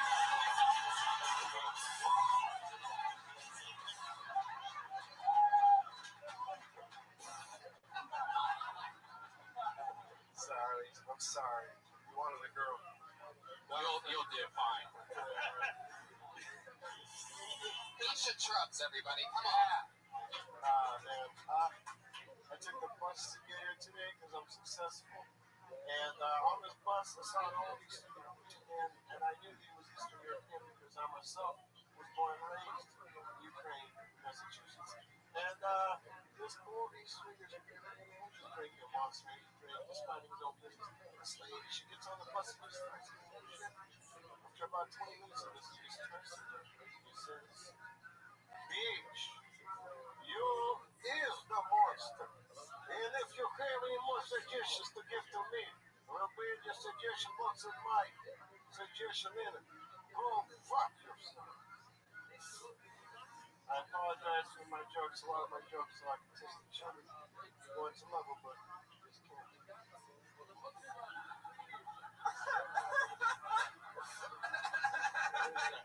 Where's that cat? Where's that cat? Are you done, or are you just gonna wait for the cat? Oh no, I just. There it is. Oh, okay. Misha. Sorry for thinking that. No, I was gonna keep going, but I'm like. No, I'm not apologizing for your time. I'm apologizing for assuming you were a female. Maybe your first name being Misha. That's an interesting. No, if there was a guy Misha, it would definitely look like this. Yeah. No, I meant that in a good way. You thought I was gonna be a sexy French girl? What is that thing you keep going with the cord? It's trying to be seductive. It's sexual or something. You're doing it a lot during your set. It was like highly distracting. I like that voice though. Yeah. The voice is funny. Yeah. It was funny. No, I mean the one that you did. Yeah. The one that was really. Where you from? I am from Ukraine. But I grew up in Massachusetts. The voice was good, but I had no idea what the fuck you I were had no saying. idea, but I was with it. And I didn't have a clue what it started coherent, and then it just started being like a thing, and I was still like, yeah. Yeah, the voice is really good, but I'm guessing now that I know that your Eastern European dad probably sounds exactly like that, right? He does. Actually, that joke was inspired by my grandma. Now it's a little bit primitive frog. Hi there, I am here with. How old are you? I just turned 30. Oh, okay, cool. It's weird. You're like the oldest looking young guy I've seen. Like you look young and old. Maybe there's something with that. You look like you sleep up at the bodega you own. Yeah. There's like a 16-year-old. You look like both the Chucky doll and the guy that puts his soul into the Chucky doll.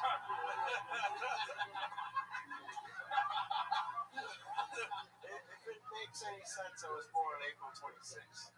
What was that? No, it doesn't make any zero sense. It's Chernobyl Day, baby. That's not a thing. Chernobyl Day is not a thing. That's not Earth Day. That's not Easter. I celebrate. No, it's not. I celebrate.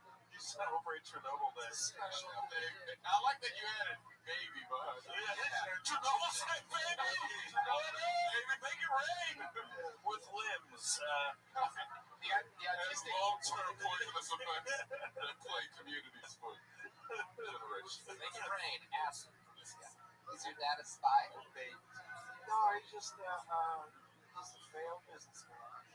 The autistic joke was pretty fucked up and funny. I really wanted to know what the first joke was about, because really I did not understand what the fuck you were talking about. So it makes me think that you need to work on that accent and dumb it down a little, because like when it gets to that point, it's like, all right, joke's over. The funny part's somewhere in this mess. And your second joke was pretty funny. So what was the point of the first joke? The first joke about being on the bus. Yeah, when you go into your dad's voice with no idea what that part was. Well, it's an Eastern European guy who's just drinking a monster. Monster. And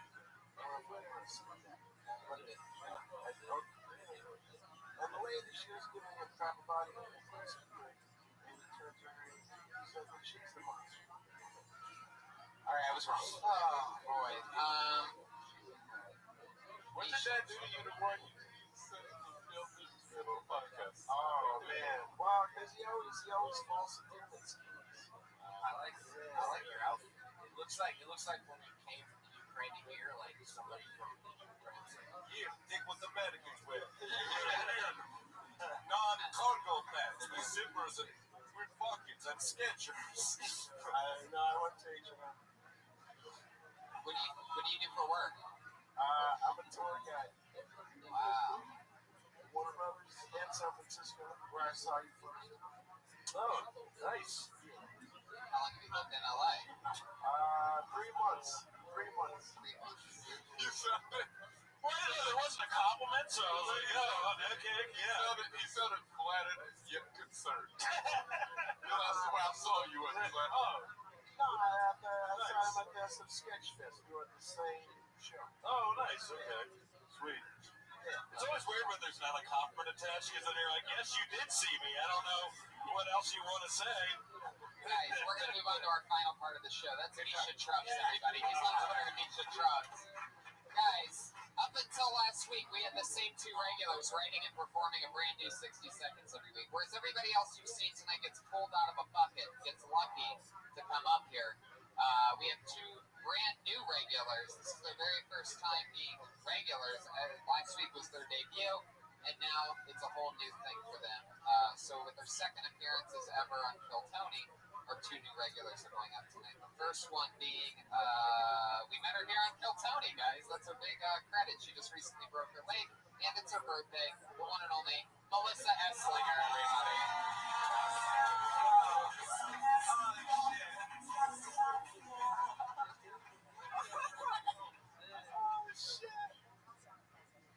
No one's ever handed me the mic, but when I don't have hands, I'm just cheating. That was supposed to be coming out.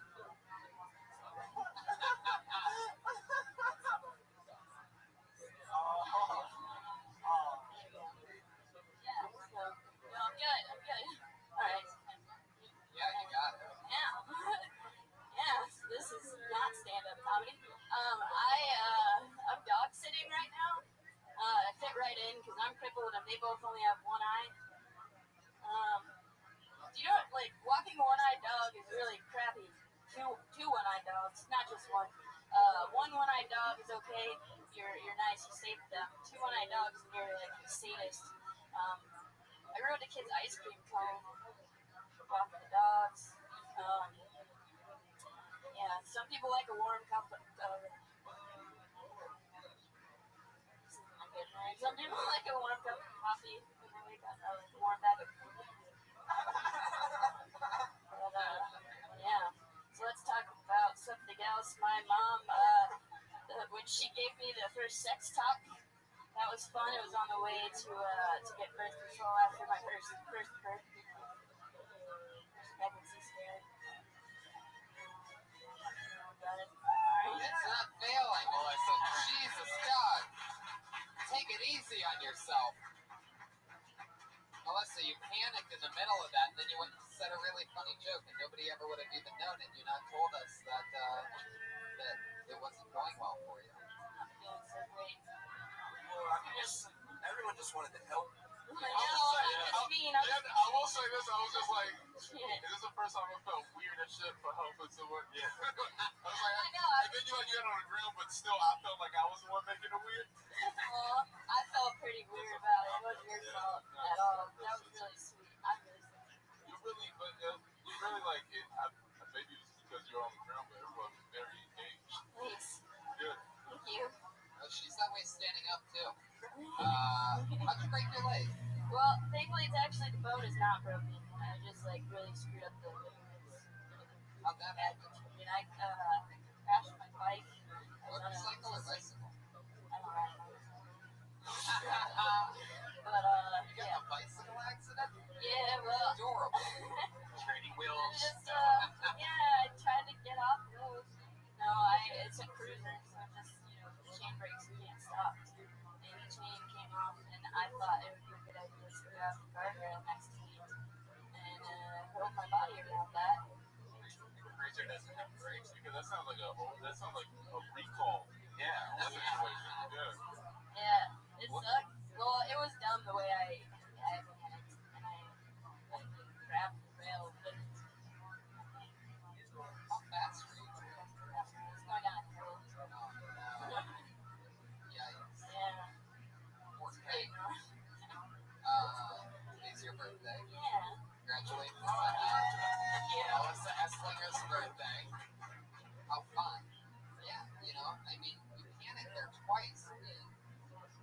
Nobody knows that the joke's not going to win.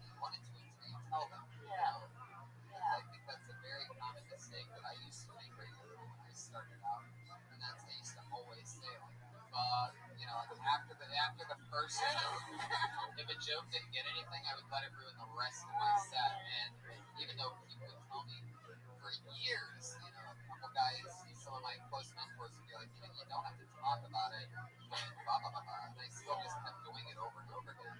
There's no reason to call it out. You just move on because, look, you got a huge laugh right after you get it. When you got to the actual punchline, which is crazy. I'm talking about panicking after a punchline doesn't work and you panic just stumbling over a word. Like, there's no reason to let that throw you off. People aren't going to be like, that's not funny because you stuttered on that one word. Like, it doesn't matter. It'll always be there. So don't worry about that stuff. Stancy. You know, yeah, I mean, I do the same thing still. Like, you know, if something doesn't work, I'll fucking improv on it. I mean, that still hasn't worked for me. Yeah, it was just, I mean, the whole, I think I was just concerned. I know, I'm just so I know, no, I mean, just with the crowd, I mean, that was the only, because I went through it, I was like, shit, the whole thing, so it was hard for me to judge, you know what I mean? It's almost like when you have that, you've got to, like, make it real, like, your whole minute should have just been about that, because, like, you have to, like, get the audience to be like, okay, you know, they're on board, or it's like if you come up with a black eye, or anything like that, you know? Whenever I don't go with my gut, it's always wrong. Because I thought about that, I was like, I thought of a few jokes about it. That is absolutely another amazing point that you said is, you know, just always go with that gut. That's totally something that, again, it takes people years to figure out, is that you can go in with a plan and have it all ready to go, but if something else happens, you just have to be humble. Yeah. I can't tell you how many times, like, I've done stand where I'm like, where I'll do something like this big show, it's going to be a big show, and then you get there, and it was for weeks the hottest show in town, and you get there forever, for whatever fucking reason, your show has 12 people at it, but you still treat it like you're fucking Prior at the Sunset Strip, and you give this huge, you know, performance that's nuanced, but nobody's like, you're not addressing the fucking fact that the room's on fire, you know? You're like doing a dream set in your head right now, you know? Makes sense. Did you get to finish that last one? I don't even remember. Melissa Slinger is hopped up on pain pills right now, everybody.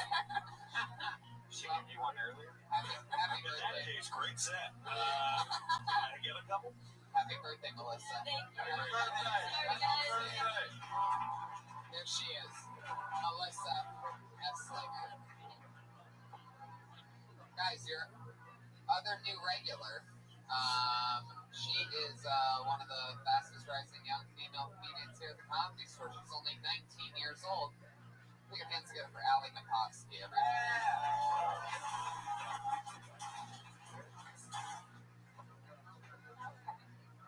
I hate guys who say all girls are beautiful. I think it's bullshit. Because the same guy who said all girls are beautiful has also said, fuck that ugly hoe. You can't just switch it up last minute, you know? You can't just all of a sudden become like the Don Juan Quixote. I don't know who the guy is. But you can't just change it up like that. Because, you know, girls don't do that. Girls aren't like, all guys deserve the tightest pussy in the land. You know, like, I'm up here doing my best. I got acne. I haven't shaved my vagina since 9/11, you know? And I only say that because I'm young. My bush came in 9/11. 9/11, fuck, Bush didn't cause 9/11. 9/11 caused my bush. Okay. Thank you. 58 seconds of Allie Makovsky, everybody. Who, again, coincidentally started to panic at one point, only to land in an applause break accidentally while not facing the audience. I love it. It's a great first showing by our new regulars. It's like hilarious. The funny mistakes that these people make. What happened to the old regulars? They went down to do spots in the original, and now they're on the Friends and Family. Oh, nice. Second hardest list to get on other than making good regulars. So now they're doing longer sets, perhaps even right now. That happened last year. Now we have Allie Makovsky. Allie, funny stuff. I get a little confused when you talk about the 9/11 thing because it seems like was You're 6. Yeah, I was 6. It was just good. Good times. You were 6 years old. And you started getting a push at 6. Yeah, That's fucking awesome. Yeah. I guess. I wish I'd started at that. You know? I didn't really have much else to do. Right. Neither did I. Huh? I'm from Long Beach. Oh, cool. I'll see you right. You started recently, or like, I just hit a year. sure not for long, but Whoa. Are you Pat Reagan. This is like an overall thing I say to anyone who's like comes up to LA or whatever. But me, I'm not wrong because Tony, you both came up in LA and Gerard did. So like you guys are the 3 exceptions, don't you? Well, the 2 exceptions to the rule for the most part. It's like, are you going to college right now? No, I did 1 year of And college. then you drop, you're done, they're not Yeah, doing college anymore. So I would like, honestly, I mean, like, fucking, and this is like, I just think it's so hard as a young comic to come up here. He's the exception, Fucking move to a city that's good, has good stand-up, like Chicago or in Austin or in Denver or Seattle. And I say, stay on Kill Tony every week. And Yeah, I'm trying to get it now. I don't know. I mean, I will say when something too. it's just harder here. Yeah. I get to this conversation a lot though. I mean, I guess it depends on you.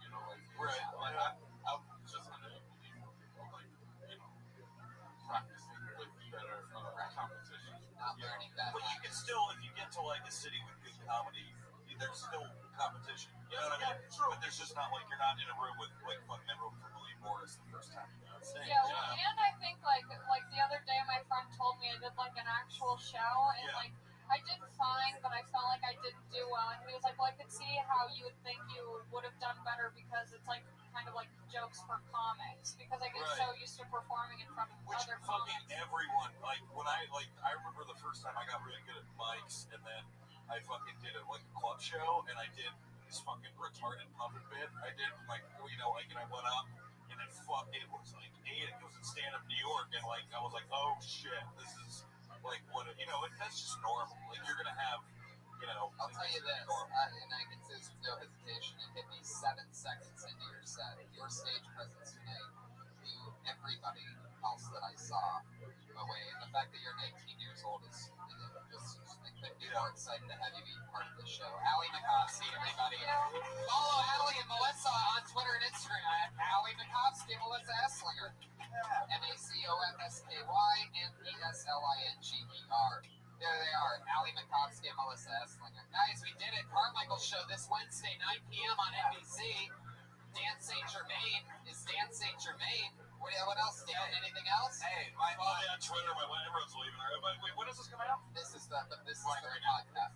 What? My podcast. Oh, it's out? Oh, if you're in North Carolina, I'll be in Asheville and Wilmington this weekend. Fuck yeah. Yes. Hey, Reagan. I'm throwing a warehouse party Friday, September 4th. Warehouse party, downtown LA, the Bay Boys. Okay, I guess Pat's having a rave, everybody.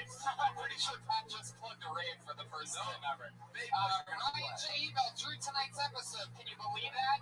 He had nothing when the episode started. Now look at that crazy shit. See, Drew, that's like the show you're on the radio. And that's Kill Tony, everybody. Thank you, live audience. Thank you so much. Thank you. I love you.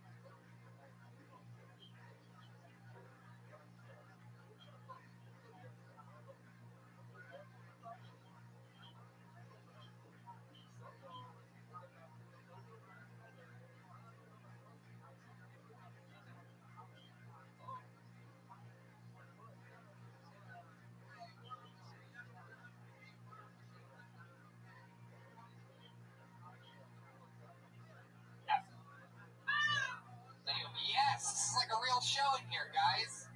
Hi, everybody. everybody. Make some noise, live audience. It's Monday night. It sounded like a pretty quiet crowd out there when I was listening to Pat Reagan. Pat, did you have a little trouble getting warmed up tonight? Well, I sat down. I think Pat Reagan, everybody. Just like the music for you.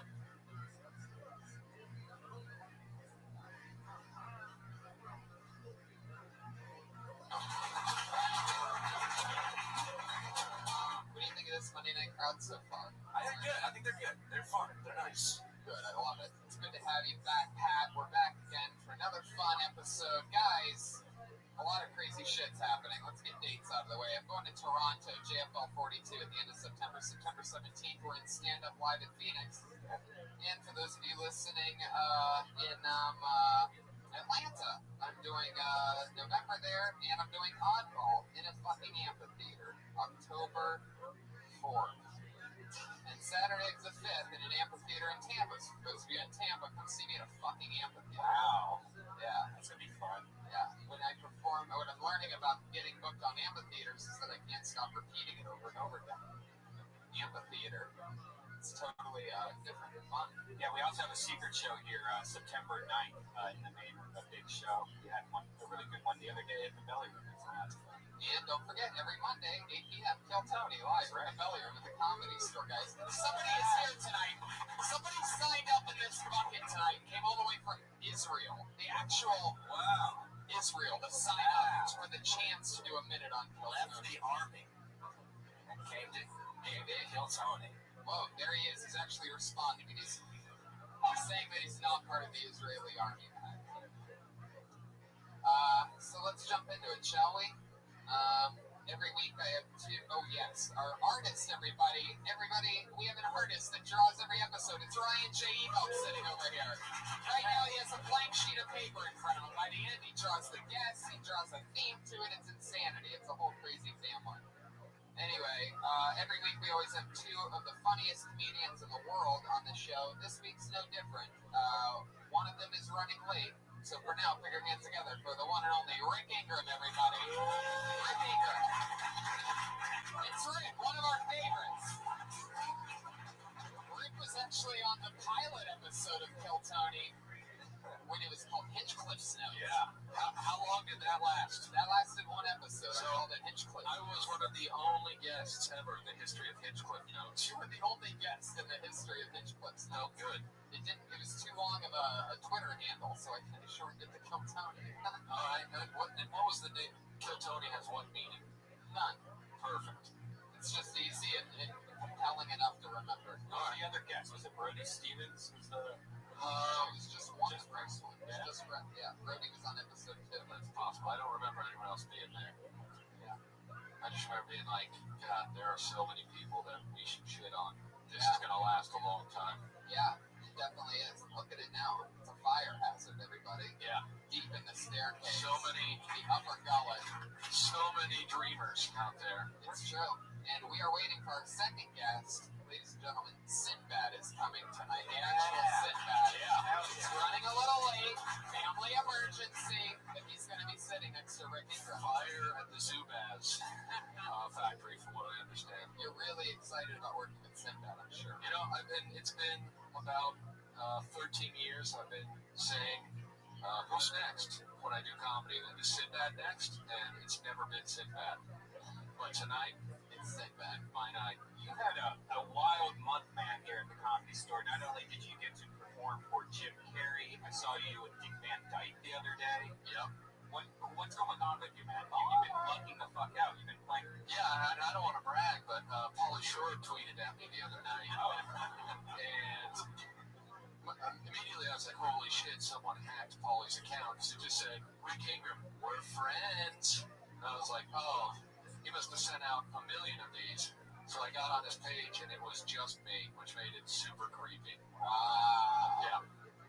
But yeah, just, you know, as Tommy, the old talent coordinator, would say, I got a lot of buzz right now. And that's what it's about. So I love that Pauly Shore's tweeting just to you. That's yeah. exciting. How's Jimmy Carrey? Jimmy Carrey. Jimmy Carrey. Oh, Jimmy Carrey. I didn't realize you were close with him, Brian. He's always Jimmy to me. How's Jimmy Boy Carrey doing?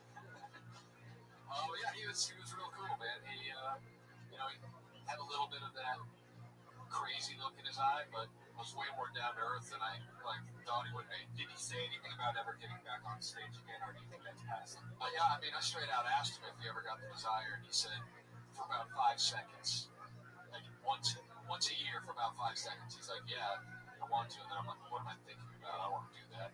He said he couldn't imagine having anything in his life that was relatable to an audience. And he made some joke about, like, what am I going to go up there and be like, don't you hate it when there's no Wi-Fi on your business manager's yacht and you're out at sea? I was like, fuck, I think people would laugh at that. Yeah, that's hilarious. Yeah, he was real nice. Rick. Oh, yeah, sure. Every week, Pat always asks the guests the questions. I just have a question, just like off that, because you said he had something crazy in his eye a little bit, and like I talked to him, and I was like, what do you think that was? Is it like fear of like all the people that are like just coming on to him? Because it's just like it's almost like he was like, I think that annoyed him. Like, there were just random people in the hallway just trying to take photos of him while he was talking to other people. Yeah. But I don't know. I think it's weird. I think when you're part of this place, the Comedy Store, for as long as a lot of us are, and then you leave, it has to be a freeing feeling. Like, your soul is no longer being tortured. And then he comes back, and, he has so much going on in his life, and he has to almost just feel like he's going to lose it all if he hangs out for too long. That would be my interpretation, yeah. Now, when he had the crazy look in his eye when he was talking to you, it's because he wanted to get out of the conversation. That's a whole different thing. He talked to me. What did you guys talk about? I told him I loved his website. He's got a tight website. I'm like, man, have you ever been to his website, drop some acid, and just play around on his website? It's true, right? Yeah. We just talked for like 20 seconds. It was cool. Little recommendation from Pat Bryan. Drop some acid and go to Jim Carrey's website. I bought acid yesterday. Did you? Yeah. I don't know. It was only $20. What's the picture on it? There's no picture. It's just white. He might have actually just bought 2 pieces of paper for $20. I got to notice it for you. Yeah. So, guys, we're going to wait for Sinbad to get here. He's running late, and we're just going to get the show started without him with Ricky. Are you guys ready for this or what? Oh, yeah. Little bit. You're a little bit ready. Pat busting up the acoustic for tonight. Yeah, do you have a special Sinbad theme song that you've been working I on? was thinking just now about this going like waiting for Sinbad. He was in Jingle All the Way, which I watched when I was a weird little boy, freaking out the other kids. They thought I was gonna bring a gun to school. Maybe write another jingle that rhymes and has a rhythm or something like that. Like off the dome. And that wasn't just the kids at school. I think a lot of us in this room right now are thinking, hey, if we can get him a gun, let's do this. Yeah, I feel like if Sinbad saw that, he'd stop even coming here. Like, hopefully he's not listening to the live stream right now via Ustream, or else Some he can hammer dance. Sinbad was on Eric Henry's show, and we did this bit where we had like, it's time to play the wheel of prizes, and then he spun a wheel, and it just had a mechanical thing on it, so it just kept spinning and never stopped spinning. Pretty cool. did he get a bigger laugh on the Eric Andre show? I don't know. Guys, here's how the show works. We talk to comedians after they do 60 seconds on stage. Some people, it's their very first time. Some people have been doing the road for a long time. We meet all different shapes and sizes with people. Over 30 people signed up tonight for the chance to do 60 seconds on stage. Comedians, you know your 60 seconds is up when you hear the sound of a kitty. Adorable. That means wrap it up then, or else you're going to bring out the angry West Hollywood bear.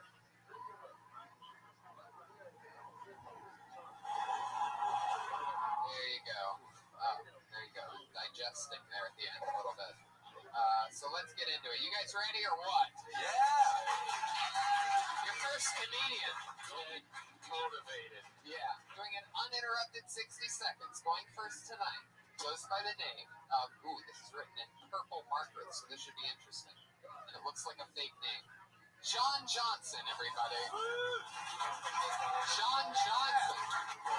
Oh, Johnny Johnson. It could be a real person. Here he is, John Johnson, everybody. What's up, y'all? My name is John Johnson. That is a God-given actual name. Easiest name on the planet to remember. Not a porn star. I get that a lot every time I introduce my name. Oh, you sound like a porn star. Girls love porn times. I'm sure the porn shop may have kept a porn star. But actually, doing 1 minute is tough for me. 20 minutes is tough for me. I like to ramble. So I moved to Huntington Beach about 15 years ago, and I've learned from the attractive, cool people in Huntington Beach. One tip on stage, I've learned the fountain of youth. Fountain of youth. I'm back with question. It's like a magic trick. Because in a bar like they got in Huntington and Tugful, I can pass for 29 real quick in a dark bar. People are like, 29, okay, I buy that. But in reality, you ready? It's like a magic trick. 29, 39. 29, 39, 29. I feel like you were just gonna keep doing that until that hair came out. Is that what you do for the other 20 minutes? Just 29, 39, 29, 39? It was so hard to think of 1 minute thing. That's my one corny thing I do when people are like, tell a joke funny minute. It's hard to edit out the 20 seconds of you explaining that you talk a lot. It's hard to do. Again, I shut up here and do 3 minutes of the doorstep thing. Doing 1 minute, I was like, fuck. All I can do is that. I know, all of that after an hour-long skateboard ride must be really tough. I get it. I drive a Mini Cooper, okay? What part of Venice Beach exactly do you live in? Huntington Beach. Beach. You nailed it. Yeah, I mean, Huntington, Wardrobe, whatever. Where are you originally from? I grew up in Glendora, California. Lovely. For the first 18 years, lived in the same house. Quiet little community, 89%. It's white people, upper middle class, just a quiet little town. That's like heaven. You are actually looking at kind of royalty from Glendora. I am not just my school champion, not just my city's champion, which had 5 schools, district 5th grade spelling bee champion. Wow, you're definitely royalty in that you're as unlikable as King Joffrey. I mean, other than that, any idea how big of a nerd you have to be the district 5th grade spelling bee champion in Southern California, with millions of kids, and not be the Asian kid of the Indian you've been bragging about this for 39 years? A long time. Goofy white kid, I was the same height, 100 pounds less. Goofy white kid, John Johnson, sent all these doctors and dentists, Nagasaki's, and Pindalls home. What I like about him, and it's hard to find something, but what I like about him, the thing I really like about him is whether he's talking to us or doing comedy, it's not funny either way. Consistency, that's like one of the first things you have to learn. He's right on track with that. And the sandals with the monkey feet, that's Loud and proud. Holy shit. Ugliest feet in comedy. They really are. I mean, it's like your toes are broken. What the fuck happened to your feet? I feel like I assure you, there's homeless Indians. the day I die, I will wear flip-flops every time I wear them. Oh my God, we have to take a picture of this for the podcast listeners or something. Like the listeners of this show, which is the majority of the people. It literally looks like... What the fuck, man? You should never wear flip-flops. Yeah. Would you like to interview them? They talk. No, don't put the microphone here. It didn't touch it. You might actually be able to just saw those off as a... That's my dream. That's a best plan. They get bionic legs soon, and I get bionic legs. Holy fuck. That's not bad, my feet. What happened to your feet? Honest to God, I was born 4 weeks premature, and I was got really bad flat feet. Fallen Yeah, but those look autistic. Yeah. Extra chromosome toes. That's what. Hey, I got made fun of my feet my whole life through high school, so now I wear flip-flops. You know what, though? There's a valuable lesson to learn there, and that's cover those motherfuckers up. Because the only times cops have stopped me because they think I'm like limping or drunk, and they're like, "Are you okay, sir?" And I just go, and they go, "Oh, Kurt." Oh, and they look at your feet and they're like, "Oh, he's 49." Yeah. They move on. Wait, what are you worried about cops pulling? On your shirt you don't. That's the only problem. Yeah, but it says on your shirt you don't get drunk, or he's on his shirt a lot. I don't get drunk. You're right. See, that's another thing is most comedians love That's right, but I leather never drunk. t-shirts. That's the way I walk. Yeah, but that makes Serious sense, just cover those feet up, man. It doesn't matter. I'm proud, buddy. With anything. This is me. You guys are the weird ones. This is normal feet. This is supposed to look. John These Johnson. are beautiful feet. You used to have a foot fetish? John, I'll let you stop suck on talking. these things all night long. John, stop talking for a little bit, all right? You're letting the men get the best of your set right now. Zero. You're like pinching your feet. You better be on that. That would be an excuse that we'd be like, he's a drug addict, but It's like your piggies are trying to escape. my God. How long have you been doing stand-up? I've been doing stand-up for 3 years, and every time I've done comedy, I have been the first person up and hosted the whole show, and I booked other comedians, and it's so funny that I get picked for the first time here. That would be the only funny thing, I guess, about that. Hey, Dude, you should do that. I implore you to. The horse of truth, everybody. For those of you new to the show, anytime you hear that horse, it's something I've been coming here for almost a what year. did you- John. Sir, I'm just going to give you a compliment. And there's the horn of bullshit. I swear. John, you should do that 29-39 bit with your feet. Yeah. I heard you on my thing. 29, and then you pop it off. Autistic.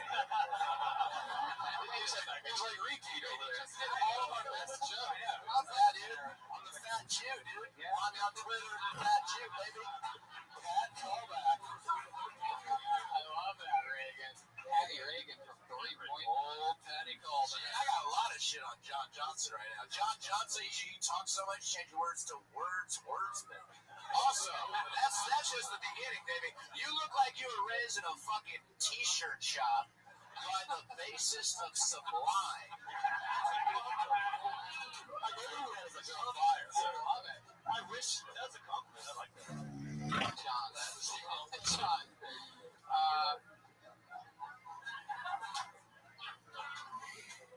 Can you imagine watching 20 minutes? Well, I want to let him go, but I feel like we could just light up John for the whole hour and a half. So much material. It's unbelievable. I'm kind of sad Sinbad missed him. Yeah, it's true. Yeah. Can you eat a banana with your feet? I will tell you, 5th grade district spelling bee champion and 5th grade Rubik Cube with your feet champion. Rubik Q? Yeah. All right. I don't believe that spelling bee thing anymore.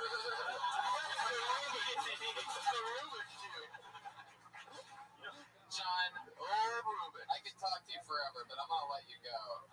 Seriously, thank you. That's my first time here. I've been coming here almost a year. My first time here, I saw you in that corner at a roast battle tell people you almost came here for a year before you even attempted to get on stage. That's not even true. You're thinking of somebody else. Definitely you. My very first night here, and I killed. Thank you, John Johnson. There he goes. John, Ron, you got your stories. I was an employee here a few weeks later. Things went really smoothly for me, John. You have your stories all mixed up.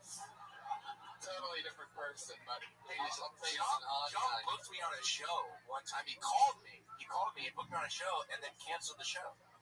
Wow. That's just a little tidbit. Yeah. Sounds like he has a lot of faith in you. That's the exciting part.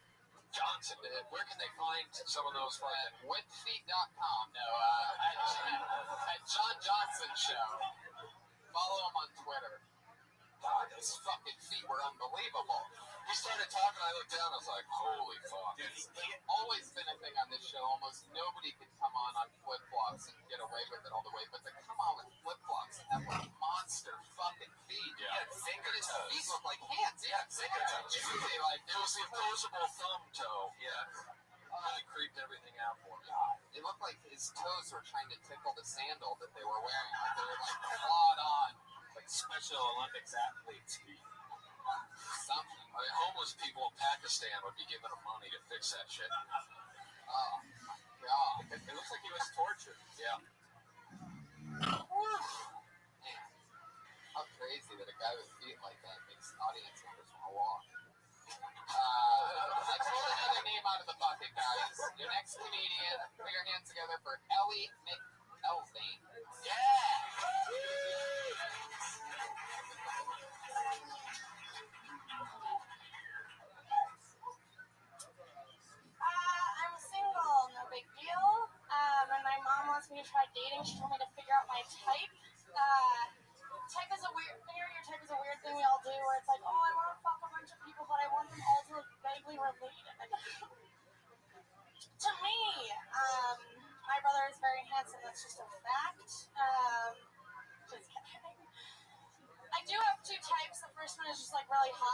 I don't know, that really does it for me. The other one is like nervous recent college graduates who are trying to make it work with their long distance girlfriends. Guys, it's really fun. It takes one move, and I'm gonna show it to you now. How's it really going? That's it. That's done. They're mine forever then. Speaking of incest, when I was growing up, my brother played this joke on me. He was like, "Ellie, you're adopted." And I was like, "Are you flirting with me?" And he wasn't. My family is really weird, though. My cousin just gave birth to twins, and she named them Heaven and Nevaeh. That's literally true. I'm really excited because it opens up the doors to name my future twins Race Car and Race Car. Yeah. Ellie McElvey. How long have you been doing comedy? Like 3 years. Okay. Same as John Johnston. I mean, already far and away better than John Johnston. I don't know if you run shows or anything, but... A couple. Where are you from? Chicago suburbs. I didn't know that. Yeah. So it's weird. Why would you have known that, Pat? I know Ellie. I've known her for a while. You know what's weird is that I thought she had kind of like a little Esther vibe, who's also from Chicago. Do you know Little Esther? Yeah, I love Little Esther. I also thought you had kind of an Obama vibe. You know, and Obama's from Chicago. Thanks. Ellie, how long have you lived in LA? A year. Just over a year. Yeah, fun. I love it. What do you do for work? I'm just a production assistant for like a stop motion animation company. That's cool. And do they show those stop animation videos like in the 1980s or something? Yeah, no, it's like they do like. I know where she works. Uh-oh. Yeah, it's Christ, man. You're gonna let really creeping now, Dude, is that dick in the guitar? I've had so much dirt on the people that have come up here month after month, and I'm just done letting it slide. Rick, do something about it. Well, where does she work? She works for a Robot Chicken Company. Oh, I see what you did there. Oh, okay. That's it. But you talk about people wanting to fuck their parents and their brothers. I always want to fuck like girls who look like my sister and my mom, so I can relate. Is that true? Yeah, dude. Pat, have you ever considered fucking John Johnston? Because I feel like it couldn't get creepier than that. Have you ever done it like played doctor with your brother growing up that you remember? No, but we did have a weird thing with Furbies. Like we did like a Barbie really. inside each other and steal it. What? Brian, it's too early in the episode to go like that. Remember what we talked about. Totally for the show, Brian. What's the weird thing then? Just running it on the outside and smelling it? Alright, Brian, stop guessing. Let her answer the question. What was the thing with the Furbies? It's way less exciting, but we would just play like a weird game of house with them where we're like mom and dad with a Furby, but nothing like gross happened. It's mostly Just like missionary fucking. Yeah. Just normal. Did your brother know about this? I told him it once and he was pretty mad. Really? Yeah. Well, he was. Does his girlfriend or wife look like you? No. He's been so nice with them.